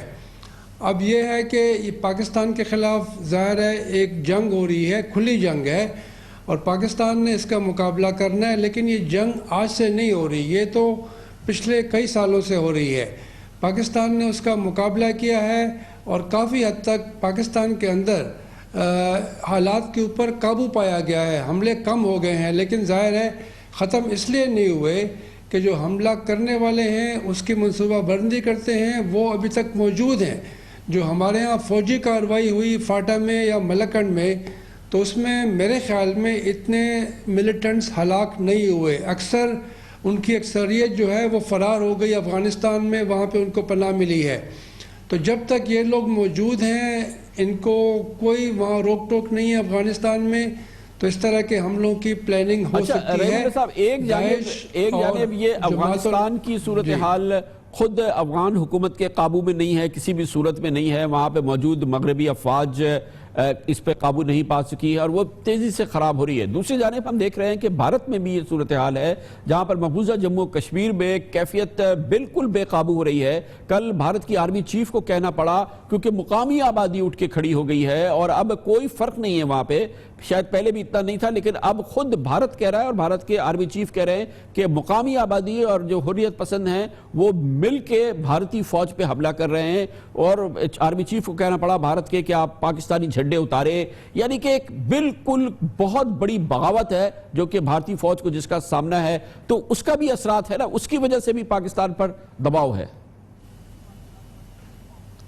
جی بالکل، دیکھیں بالآخر بھارت کے آرمی کے سربراہ نے حقیقت کو مان لیا ہے کہ جو وہاں کی آبادی ہے کشمیر کی وہ ہندوستان کی مخالف ہے اور وہ کسی حال میں ہندوستان کا قبضہ ماننے کو تیار نہیں ہے۔ تو وہاں کے کچھ دانشور اور کچھ سیاسی رہنما پہلے بھی یہ بات کر رہے تھے، لیکن بالآخر بھارت کی حکومت اور ان کی فوج بھی اس بات کو مان رہی ہے کہ حالات کو وہ قابو نہیں کر سکے۔ دیکھیں صدر اوباما نے جب آخری دنوں میں انہوں نے اس بات کو مان لیا تھا کہ افغانستان میں طالبان کو شکست دینا ممکن نہیں ہے، تو وہ بھی ایک حقیقت ہے۔ تو آپ دیکھیں بھارت، افغانستان اور پھر پاکستان تینوں میں اس طرح کے حالات ہیں کہ وہ حکومت جو ہے اس کے اوپر قابو پانے کی کوشش کرتی ہے لیکن پھر سے مسئلہ کھڑا ہو جاتا ہے۔ پاکستان میں نے اس طرح پہلے کہا۔ اب آپ اپنے تجربے سے بتائیے کہ یہ جیسی کیفیت ہے آج جو جس کا ہم سامنا کر رہے ہیں اتنی خطرناک ہے، لیکن پہلی بار نہیں ہے، دوسری بار نہیں ہے، درجنوں بار اسی قسم کی فیزز ہم دیکھ چکے ہیں۔ اور میں ابھی یہ سوچ رہا تھا کہ یہ ہم ہیں 2017 میں، 80 کی دہائی میں ہم ہوتے تھے، کراچی کے بازاروں میں بڑے دھماکے ہوتے تھے، ہم کہتے تھے کہ افغان خفیہ ایجنسی خاد نے کیے ہیں، یہ 100 لوگ مار دیے، 200 لوگ مار دیے، پھر وہ ادھر سے جواب آتا تھا۔ اسی قسم کے واقعات بھارت میں، پاکستان میں، افغانستان میں یہ 70 کی دہائی، 80 کی دہائی، 90 کی دہائی، 2000 کی دہائی، 2001 کی دہائی، یہ کب تک ایسی چلے گا؟ کیا اس کا کوئی ایسا حل ہے کہ یہ تینوں ملکوں کی سیاسی قیادت، prime ministers, presidents, army chief, intelligence chief یہ مل کے بیٹھے، سر جوڑ کے بیٹھے تو اس کا کوئی مسئلے کا حل نکلے، یا یہ کہ حملے در حملے، جوابی حملے، پھر حملے، یہ نسلیں گزر جائیں گی اس میں؟ جی بالکل، دیکھیں ایک تو بھارت اور پاکستان کا معاملہ ہے، کئی مسائل حل طلب ہیں، خاص طور پہ کشمیر کا مسئلہ جب تک وہ حل نہیں ہوگا تو میرے خیال میں حالات کشیدہ رہیں گے اور تعلقات میں بہتری نہیں آئے گی۔ لیکن جو اکثر ہمارا جو مسئلہ ہے بڑا، ایک یہ بھی ہے کہ افغانستان میں پچھلے 38 سال سے جنگ ہو رہی ہے اور یہ اوریجن جو ہے اس سارے مسئلے کا، خاص طور پہ ان دو ملکوں کا، افغانستان پاکستان، وہ افغانستان کا مسئلہ ہے۔ تو وہاں پہ جنگ ہو رہی ہے، روسی فوج آئی، قبضہ کیا، شکست ہوئی، امریکی فوج 2001 میں آئی، قبضہ کیا، لیکن ان کو بھی کافی نقصان ہوا ہے اور بالآخر امریکیوں نے مان لیا ہے کہ وہاں پر وہ کامیابی حاصل نہیں کر سکے۔ میرے خیال میں لگتا یہ ہے کہ جو صورتحال بن رہی ہے افغانستان میں، اس میں تو کوئی ایسا ہمیں ابھی امید نہیں ہے کہ وہاں پہ حالات بہتر ہوں گے، بلکہ حالات تو خراب ہو رہے ہیں۔ تو اس کا منفی اثر پاکستان کے اوپر پہلے بھی پڑا ہے، ابھی بھی پڑے گا۔ 2008 سے 2010 تک پاکستان میں دہشت گردی کے واقعات بہت بڑھ گئے تھے، پھر اس میں کمی آئی ہے۔ میرے خیال میں یہ جو ابھی فیز ہے یہ ایک وقتی فیز ہے، ٹیمپریری فیز ہے یہ، اور مجھے لگتا نہیں ہے کہ یہ بڑے بڑے حملے کر سکتے ہیں جس طرح پہلے یہ فوجی تنصیبات کے اوپر حملے کرتے تھے۔ تو یہ اس طرح کے کبھی سافٹ ٹارگٹ، کبھی ہارڈ ٹارگٹ وہ حملے کریں گے، لیکن یہ دور جو ہے یہ اتنا لمبا عرصہ نہیں چلے گا۔ بہت بہت شکریہ جناب رحیم اللہ یوسف زی۔ کہتے ہیں کہ اتنی سخت نہیں ہے ابھی کہ اس انداز کے حملے ہو سکے جیسے کہ پہلے ہوتے تھے. سافٹ ٹارگٹ یعنی کہ عام شہریوں کو, معصوم شہریوں کو عام جگہوں پہ, جیسے کہ یہ درگاہ ہے, جیسے کہ مال روڈ ہے, جیسے کہ پشاور کی حیات آباد کی ایک عام سڑک ہے, وہاں پہ عام لوگ جا رہے ہیں, ایک خودکش حملہ آور بھیج دیا جائے, وہ اپنے آپ کو جا کے پھاڑ دے. اس قسم کے تو حملے ہو سکتے ہیں, لیکن اس انداز کے حملے جیسے کہ پہلے ہوتے تھے وہ نہیں ہوں گے. لیکن پھر بھی کہا گیا ہے کہ اس کا جواب دیا جائے گا, اور بھرپور جواب دیا جائے گا, کیونکہ یہ بھارت اور افغانستان کی خفیہ ایجنسیز ہیں جو یہ کارروائی پاکستان کے خلاف کر رہی ہیں. مگر اس کی ذمہ داری یہ خفیہ ایجنسیز نہیں قبول کرتی. این ڈی اے نہیں کہتی کہ اس نے یہ درگاہ پہ حملہ کرایا ہے, یا رو نہیں کہتی کہ اس نے آج اوران میں پاکستانی فوج کی ایک آرمی جیپ کو ایک بارودی سرنگ لگا کے دھماکے سے اڑایا ہے جس میں ہمارے 3 فوجی شہید ہوئے ہیں. رو اس کی کریڈٹ نہیں لیتی, اس کا کریڈٹ کچھ اور تنظیمیں لیتی ہیں جو کہ سامنے ہوتی ہیں, جو کہ دراصل کہتی ہیں کہ ہم نے یہ کارروائی کی ہے, اور ان کے اکثر ان کے لوگوں کی تصویریں بھی دیتی ہیں جنہوں نے یہ کارروائی کی ہے. یہ تنظیمیں جیسے کہ ابھی تھوڑی دیر قبل داعش نے کہہ دیا کہ اس نے یہ حملہ کرایا ہے, ان تنظیموں کی اس وقت کیا صورتحال ہے, یہ ہم پوچھتے ہیں دہشت گردی کے اور سیکیورٹی امور کے ممتاز ماہر جناب عامر رانا ہمارے ساتھ موجود ہیں. عامر رانا صاحب, یہ بتائیے گا کہ یہ کم از کم پچھلے 3 سال سے تو ہم وار آن ٹیرر کے حوالے سے آپریشن ضرب عض بھرپور انداز سے کر رہے ہیں, اور اس میں ہم نے کوئی کسر نہیں چھوڑی ہے. بلینز آف ڈالرز کے ہم نے ایکسپینسز بھی کیے ہیں اور تمام چیزیں کی ہیں, اور ظاہر ہے کہ اس میں بڑی کامیابیاں ہوئی ہیں. لیکن اب بھی 2017 کی فروری کے اندر ہم نے دیکھا ہے کہ 4 دن میں 6 واقعات کر دیے, 4 صوبوں میں کر دیے, کراچی, لاہور, پشاور, کوئٹہ ہو گیا, قبائلی علاقے ہو گئے, بلوچستان کے دور دراز علاقے ہو گئے. یہ تنظیمیں یہ اب کتنا امکان ہے کہ یہ پاکستان کے اندر بیٹھی ہوں, اور کتنا یہ بات 100% یقینی ہے کہ ان کے لیے ایک سیکیور شیلٹر, فائنانس, تمام چیزیں کہیں اویلیبل ہیں؟ پاکستان کے جو حالات ہیں وہاں پہ کتنا امکان ہے کہ وہ ملک کے اندر ہے, کتنا یہ ہے کہ یہ باہر سے ہی ہوتا ہے, باہر سے ہی آتے ہیں, باہر سے ہی جاتے ہیں, باہر ہی رہتے ہیں, باہر ہی پنپتے ہیں, باہر ہی کھاتے ہیں, پھر ادھر آتے ہیں؟ کیا آپ سمجھتے ہیں اس حوالے سے؟ جی کامران صاحب, یہ بہت ہی اہم سوال ہے جس کی طرف آپ نے اشارہ کیا ہے. یہ جو ابھی تازہ دہشت گردی کی لہر ہے جس نے پورے پاکستان کو اپنی گرفت میں لیا ہوا ہے, اس سے 2 چیزوں کی نشاندہی ہوتی ہے کہ ان دہشت گردوں کو کہیں سے نئی کمک میسر آئی ہے. وہ خواہ مالی وسائل کی صورت میں ہو سکتی ہے یا دیگر لاجسٹکس کے حوالے سے ہو سکتی ہے. لیکن اس کے ساتھ ساتھ ہمیں یہ نہیں بھولنا چاہیے کہ اس دشمن کے پاس وہ ابھی کیپیسٹی تھی کہ پاکستان کے اندر کچھ حملے کر سکے. اب لگتا یہ ہے کہ پاکستان کا یہ دشمن جو پاکستان میں بد امنی جس کا مقصد ہے, شاید وہ اس دشمن جو پاکستان کو انسٹیبل دیکھنا چاہتے ہیں ان کے ساتھ کہیں نہ کہیں پہ ان کے گٹھ جوڑ میں اضافہ ہوا ہے. اور یہی لگ رہا ہے کہ آپس میں بھی یہ گروپ جو ہے دوبارہ سے اکٹھے ہونا شروع ہوئے ہیں. نومبر سے یہ اطلاعات آ رہی تھیں کہ یہ گروپ خواہ وہ داعش تھا, خواہ وہ فرقہ وارانہ تنظیمیں تھیں یا قبائلی علاقوں کی تنظیمیں تھیں, انہوں نے دوبارہ ایک اتحاد کی طرف گئیں. اور یہ ہمیں پتہ ہے کہ ان کے زیادہ نیٹ ورک جو ہیں وہ سرحد کے اس پار موجود ہیں, جو ان کے تربیتی مراکز ہیں, جو ان کی لیڈرشپ ہے ادھر ہے. لیکن ہمیں یہ نہیں بھولنا چاہیے کہ ان کے جو سپورٹ نیٹ ورک ہیں, ان کے جو ہمدرد ہیں, وہ ابھی تک پاکستان کے اندر موجود ہیں. شاید آپ کو یاد ہوگا کہ جب پاکستان 2010-2011 میں مسلسل پاکستان کی عسکری قیادت اور یہ اشارہ کر رہی تھی کہ اگر ہم فل فلیج اگر کسی آپریشن کی طرف جاتے ہیں تو یہ جو ناسور ہے جو گردی کا سرحد کے اس پار جائے گا اور وہاں ان کے خلاف کارروائی کرنا مشکل ہو جائے گا. لیکن ضرب عضب بھی انتہائی اہم تھا جس کی وجہ سے بہت کامیابیاں بھی حاصل ہوئی ہیں.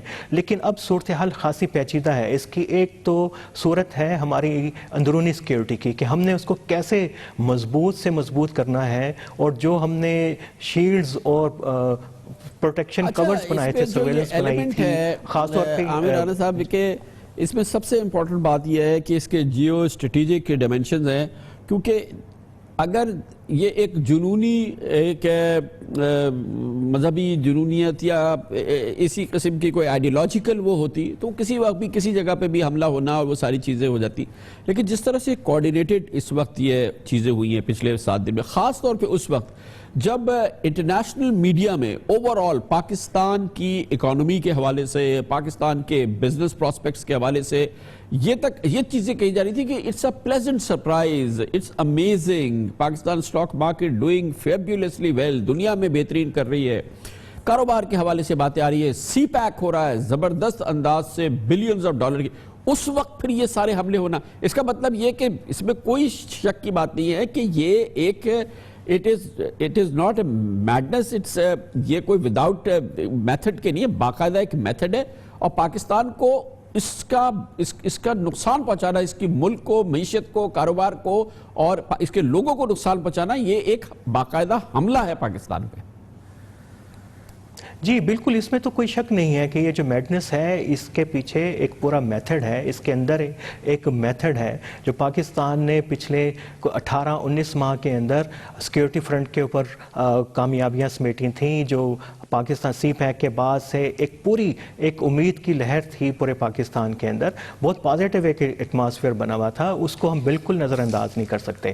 لیکن ہمیں یہ لگ رہا ہے کہ یہ جو میڈنس ہے اس کو جو ٹریگر کرنے والے ہیں انہوں نے اس کو اچھا خاصا اس کو ایکسپلائٹ کرنے کا فیصلہ کیا ہے. اب مسئلہ تو یہ ہے کہ اگر کوئی بھی اس کو ABCD انڈیا سے لے کے اور باہر تک کوئی بھی اس پوری کی پوری موومنٹ کو جو اپنی طرح کے اندر نظریاتی تو ہے اور وہ بھی پورے پاکستان کے خلاف ہے، تو اس کو کس طریقے سے اس کو حل کیسے کیا جائے.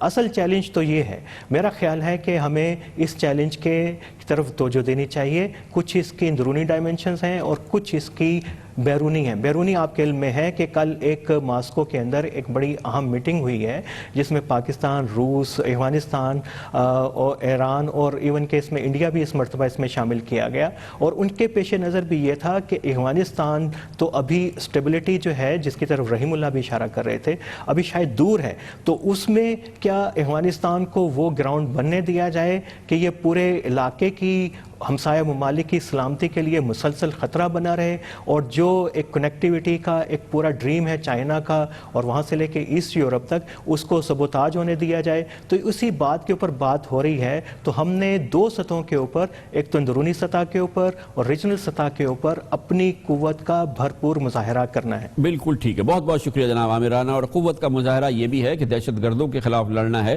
دہشت گردوں کو سزا دینی ہے، پکڑنا ہے، کیفر کردار تک پہنچانا ہے. اس معاملے میں ہم بھرپور طریقے سے کام نہیں کر رہے ہیں. یہ ہمارے علم میں ہے کہ وہ لوگ جو کہ سینکڑوں کی تعداد میں ہیں جن کو فوجی عدالتوں میں جن پہ مقدمہ چلا، جن کو پھانسی کی سزا ہوئی، ہماری حکومت انہیں پھانسی نہیں دے رہی ہے.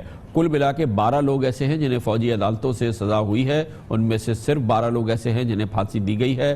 سینکڑوں کی تعداد میں ایسے لوگ ہیں جن کو پاکستان میں دہشت گردی کے اسی قسم کے جرائم کے حوالے سے سزائے موت دی جا چکی ہے، مگر انہیں پھانسی پہ نہیں ٹانگا گیا ہے. یہ اس وقت پاکستان کی صورتحال ہے. اور اس کے ساتھ ہی اب سے کچھ عرصے قبل آپ کے علم میں ہے کہ پاکستان میں فوجی عدالتوں کی جو مدت تھی وہ ختم ہو گئی، 2 سال کے لیے بنائی گئی تھی. اس کے بعد حکومت نے یہ کہا کہ وہ فوجی عدالتیں دوبارہ قیام کرنا چاہتی ہے، اور پاکستان کی سیاسی جماعتوں نے اب اس پہ گفتگو کرنا شروع کر دی ہے. مگر اس وقت کی صورتحال یہ ہے کہ یہ سیاسی جماعتیں اس موضوع پر اکٹھا نہیں ہو پا رہی ہیں، جیسے کہ بہت سارے موضوعوں پہ ہوتی ہیں. اس پہ کنسنسس نہیں ہوا ہے. آج بھی اس سلسلے میں اجلاس ہوا کہ دہشت گردی سے نمٹنے کے لیے، فوری انصاف کے لیے، گرفتار دہشت گردوں کو سزائیں دینے کے لیے فوجی عدالتیں قائم کی جائے. پارلیمان میں اسپیکر ایاز صادق کی زیر صدارت اجلاس در اجلاس ہو رہے ہیں. آج کے اجلاس کے بعد ایاز صادق نے کہا قانون کا ایک ڈرافٹ بھی وہ لے کے آئے ہیں جس پہ ساری لیڈرشپ کا یہ خیال تھا کہ ہم اپنی جماعت کی لیڈرشپ سے یہ ڈسکس کر کے اور پھر سے ملاقات کریں گے. مگر جو ایک زیادہ ضروری بات ہوئی ہے کہ جو ڈرافٹ بنایا گیا ہے قانون میں جو تبدیلی لانے کا، اس کی ایک سب کمیٹی بنائی گئی ہے اور زاہد حامد صاحب وہ میٹنگ 22 تاریخ کو 4 بجے کنوین کر کے ڈرافٹ جو ہے اس کے اوپر کام ہوگا اور ہماری اگلی میٹنگ جو ہے وہ 27 تاریخ کو ہوگی. تب تک لیڈرشپس کے ویوز بھی مل چکے ہوں گے، ڈرافٹ بھی تیار ہو گیا ہوگا، تو 27 کو انشاءاللہ آخری میٹنگ ہوگی کہ اس کو کس طرف لے کے جانا ہے. ابھی فی الحال یہ طے نہیں ہے کہ اسے کس طرف جانا ہے. اس حوالے سے پاکستان پیپلز پارٹی اور تحریک انصاف کو تحفظات ہیں، وہ فوجی عدالتیں ماننے کے لیے تیار نہیں ہے. ایسے ہی جمعیت علماء اسلام مولانا فضل الرحمان کے بھی خیالات ہیں.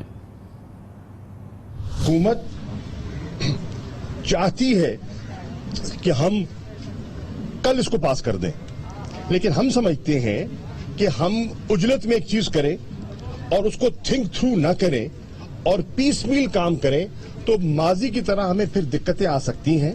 تو ہماری سب کی رائے یہ تھی کہ کام سنجیدہ بھی ہے، اس کی اہمیت سے کوئی انکار بھی نہیں کر سکتا، ضرورت سے زیادہ تاخیر بھی ہمارے مفاد میں نہیں ہے، لیکن عجلت بھی شاید ایک دیر پا حل کے لیے مناسب نہ ہو. پچھلی دفعہ اے پی سی کے بعد ایک بہت لمیٹڈ طریقہ کار رکھا گیا تھا کہ جو جیٹ بلیک ٹیررسٹ ہوں گے صرف ان کو ہی فوکس کیا جائے گا. آج دن تک وہ ڈیفائن نہیں ہوا کہ جیٹ بلیک ٹیررسٹ ہوتا کون ہے. اس کو نیرو ڈاؤن کرنے کے لیے کہ صرف جو ریلیجس ٹیررزم میں انوالو ہوگا، جو ایسے ٹیررزم کرے گا جو کہ because in the name of religion ہو.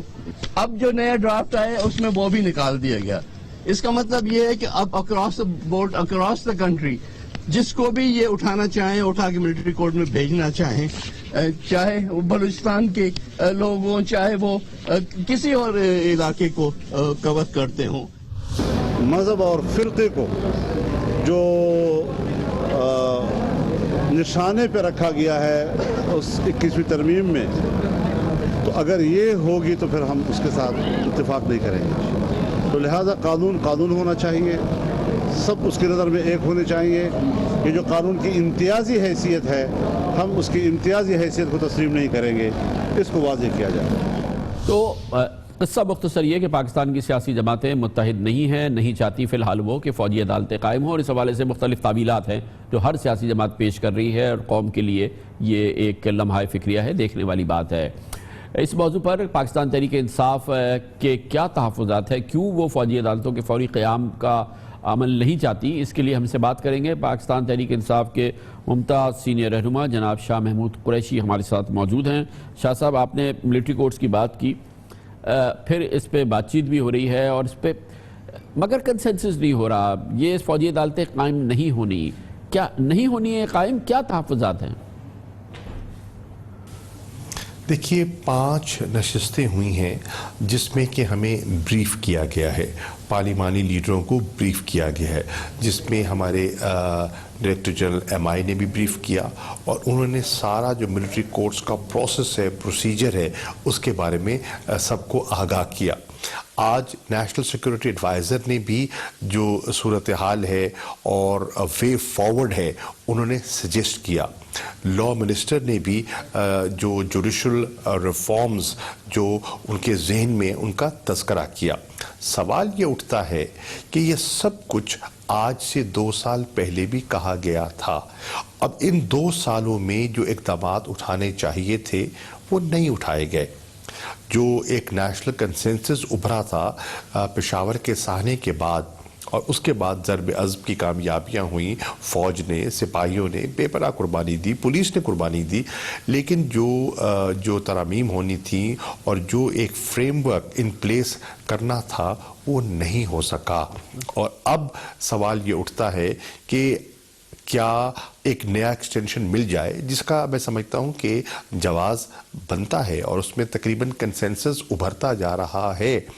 لیکن دیکھنا یہ ہے کہ گورنمنٹ کس طرح ری ایشور کرے گی کہ جو چیزیں انہوں نے پہلے نہیں کی آئندہ یہ غلطی نہیں دہرائے گی. نہیں، مگر دیکھیں نا، یہ ظاہر سیاسی جماعتیں کر رہے ہیں، مگر شاید عوام میں اس بارے میں کوئی ایشو نہیں ہے. فوجی عدالتیں ہونی چاہیے تاکہ فوری انصاف ہو، اور پھر اس حوالے سے پھر جو فالو اپ ایکشنز ہیں وہ ہو جائیں. آپ کیا بتائیں گے مختصراً کہ لگ رہا ہے کہ پولیٹیکل پارٹیز میں کنسنسس ہو جائے گا, ایک پیج پہ آ جائیں گے اور پھر یہ عمل اس پہ ہو جائے گا, عمل فوجی عدالتوں کا دوبارہ اجرا ہو جائے گا؟ دیکھیے اس کی وجہ یہ ہے کہ ملٹری کورٹس میں جو کنوکشن ریٹ ہے, کنوکشن ریٹ آج جو ہمیں بتایا گیا وہ بہت ہائی ہے. اگر اس کا آپ موازنہ کریں جو ہمارے اینٹی ٹیررسٹ کورٹس تھے اس میں جو کنوکشن ریٹ ہے وہ اتنا نہیں ہے. ان کا جو ٹائم فریم ہے وہ بہت عرصہ تاریخ پر تاریخ پڑتی ہے, اور جس کنسائز اور ایک محدود وقت کے اندر جو نتائج ملنے چاہیے وہ نہیں مل پاتے. اب بہت سی کمزوریاں ہیں نا, جب ان کمزوریوں کو آپ ان کی اصلاح نہیں کریں گے, انہیں درست نہیں کریں گے, تو پھر کیا آسان راستہ ہے ملٹری کورٹس بنا دو, چلے بنا دیجئے, 2 سال آپ نے بنا دیے, پھر آپ کو 2 سال میں اصلاحات کرنی تھی نا, آپ نے نہیں کی, اب کہا جا رہا ہے کہ 3 سال مزید کر دیں, چلیں کر دیں, اگر قومی مفاد میں ہے تو کر دیجئے. لیکن ان 3 سالوں کے بعد کیا ہوگا اگر پھر ہم ماضی کی طرح ہاتھ پہ ہاتھ دھرے بیٹھے رہیں گے اور ان کو فالو تھرو نہیں کیا جائے گا؟ جو ایک کنسنسس بنتا ہے, جو اتفاق رائے پیدا ہوتا ہے, تو پھر 3 سال بعد ہم اسی جگہ کھڑے ہوں گے جہاں آج کھڑے ہیں.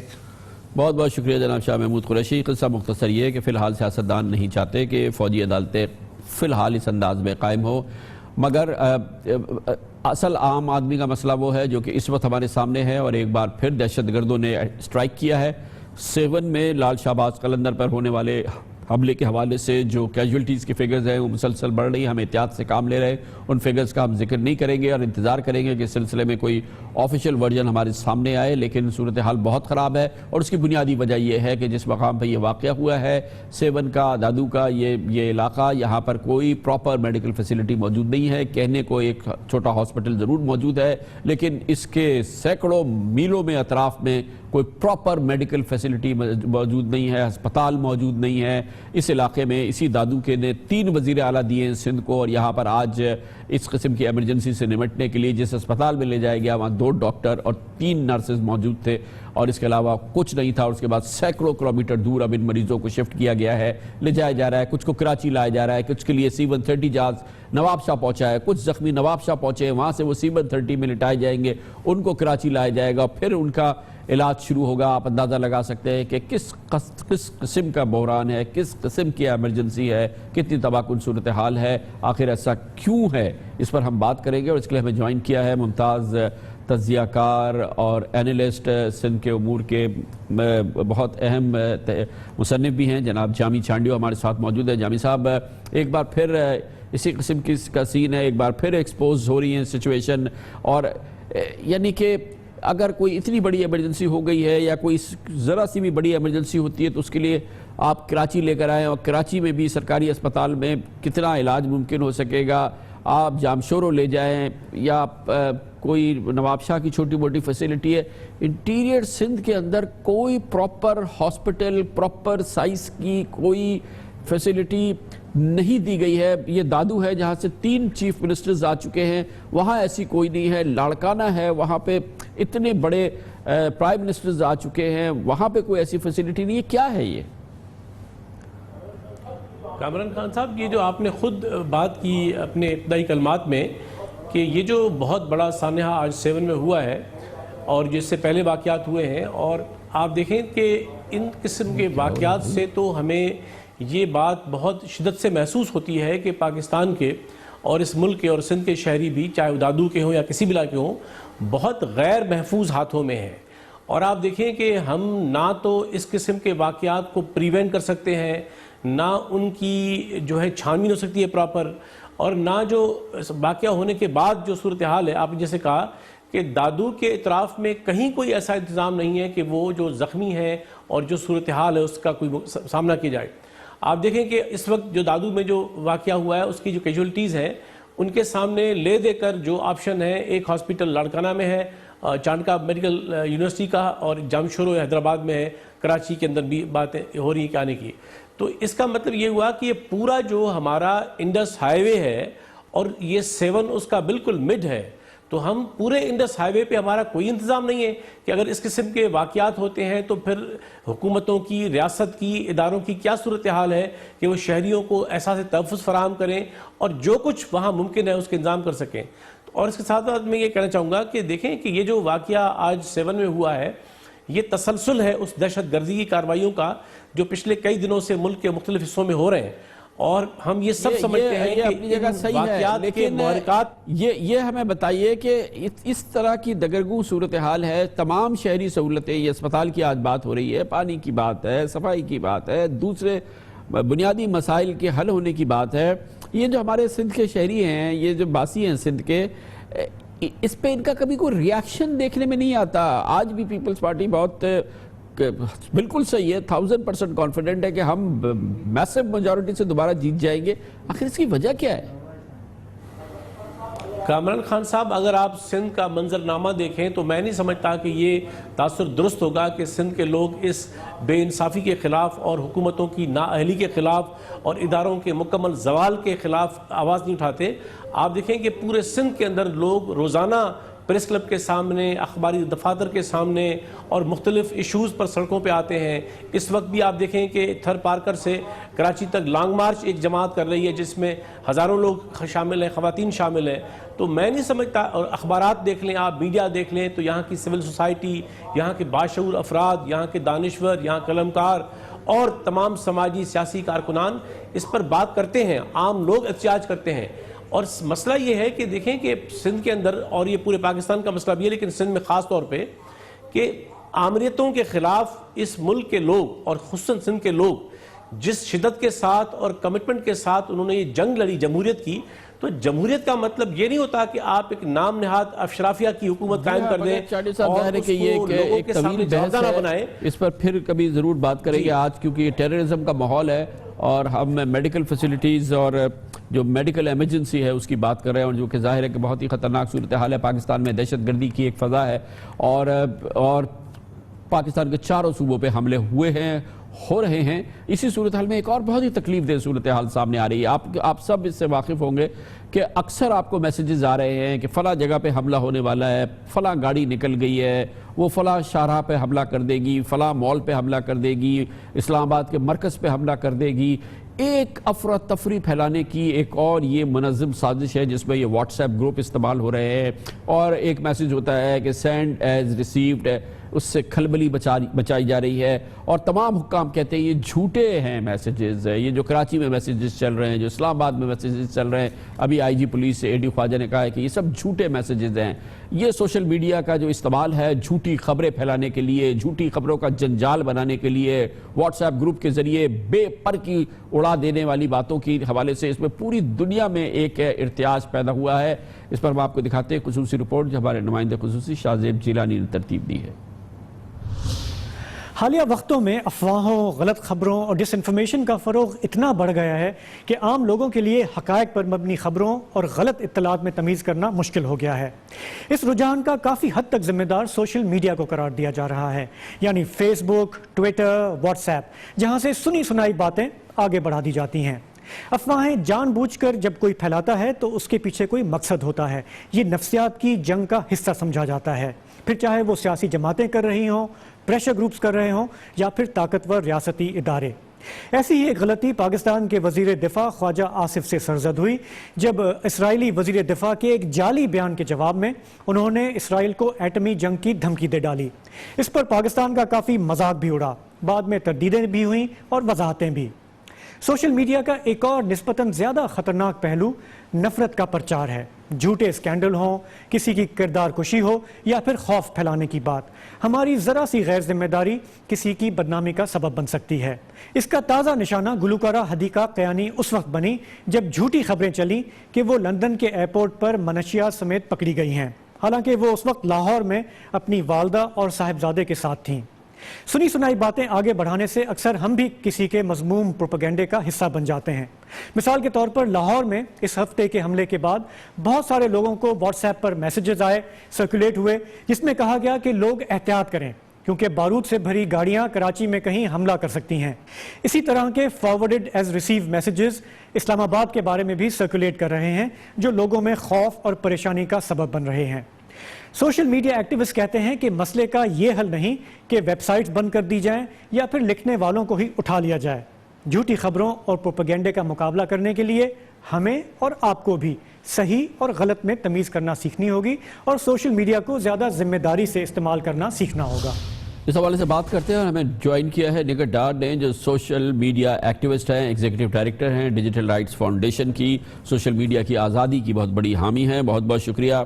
یہ آزادی تو ہم نے دے دی ہے نگہت ڈار صاحبہ، لیکن اس وقت جو یہ واٹس ایپ گروپ کا ایک مصیبت ہے، جنجال ہے، پوری دنیا میں پھیلا ہوا ہے، یہ فیک نیوز جو جس انداز سے پھیل رہی ہے، جس انداز سے جھوٹی خبروں کو پھیلایا جا رہا ہے، لوگوں کی کردار کشی کی جا رہی ہے، دہشت پھیلائی جا رہی ہے، وحشت پھیلائی جا رہی ہے، یہ کیا جھوٹی خبریں، یہ فیک نیوز وغیرہ جو ہے اس سے کیا مراد ہے، یہ کیا ہو رہا ہے اس وقت؟ دیکھیں فیک نیوز کا مسئلہ کافی گمبھیر ہے۔ دوسری جورسڈکشنز میں بھی یہ جو کانفرنس جہاں پہ میں ابھی موجود ہوں ولٹن پارک لنڈن میں، یہ یو این کے اسپیشل رپورٹر ڈیوڈ کئی اور ایک آرٹیکل 19 آرگنائزیشن انہوں نے مل کے یہ آرگنائز کی ہے، اور اس کا مقصد یہی ہے کہ دیکھا جائے کہ باقی تمام جو ممالک ہیں وہاں پہ کس طریقے سے فیک نیوز جو ہے اس کی اصطلاح کا استعمال ہو رہا ہے اور کس طریقے سے اس کو ڈیل کیا جا رہا ہے یا ٹیکل کیا جا رہا ہے۔ یہاں پہ یہ بھی بات ہو رہی ہے کہ بہت سے جو ممالک ہیں وہ یا اتھارٹیز ہیں وہ فیک نیوز کو ریگولیٹ کرنے کی کوشش میں فری سپیچ کو وائلیٹ کر رہی ہیں۔ تو یہ بھی ایک بڑی آپ یوں سمجھ لیں کہ بڑی ایک لڑائی ہے فری سپیچ کی اور فیک نیوز کی اور پھر ریگولیشنز کی جو کہ اب بن کے آ رہی ہیں۔ بہت بہت شکریہ۔ یہ ساری باتیں ہیں، ابھی تو یہ مغرب اس پہ پنجہ آزمائی کر رہا ہے، یہ ہمارے خطے کے اندر بڑی تباہ کن صورتحال ہوئی ہے، بھارت میں ایکشن ہوا ہے، گرفتاریاں ہوئی ہیں، یہ جھوٹی خبریں، یہ بے پر کی خبریں، یہ دہشت کی خبریں، یہ بے بنیاد خبریں، سینڈ ایز ریسیوڈ والے میسیجز، واٹس ایپ گروپس کے میسیجز، فیس بک پہ پیغامات، جعلی ٹویٹس، یہ ساری چیزیں جو ہیں یہ شہریوں کو دہشت زدہ کر رہی ہیں اور اس پر ریاست کو حرکت میں آنا پڑے گا۔ اس کے ساتھ ہی ہمارے آج کے پروگرام کا اختتام ہوتا ہے۔ کل آپ سے پھر ملاقات ہوگی۔ کل تک کے لیے کامران خان کو اجازت۔ اللہ حافظ و ناصر۔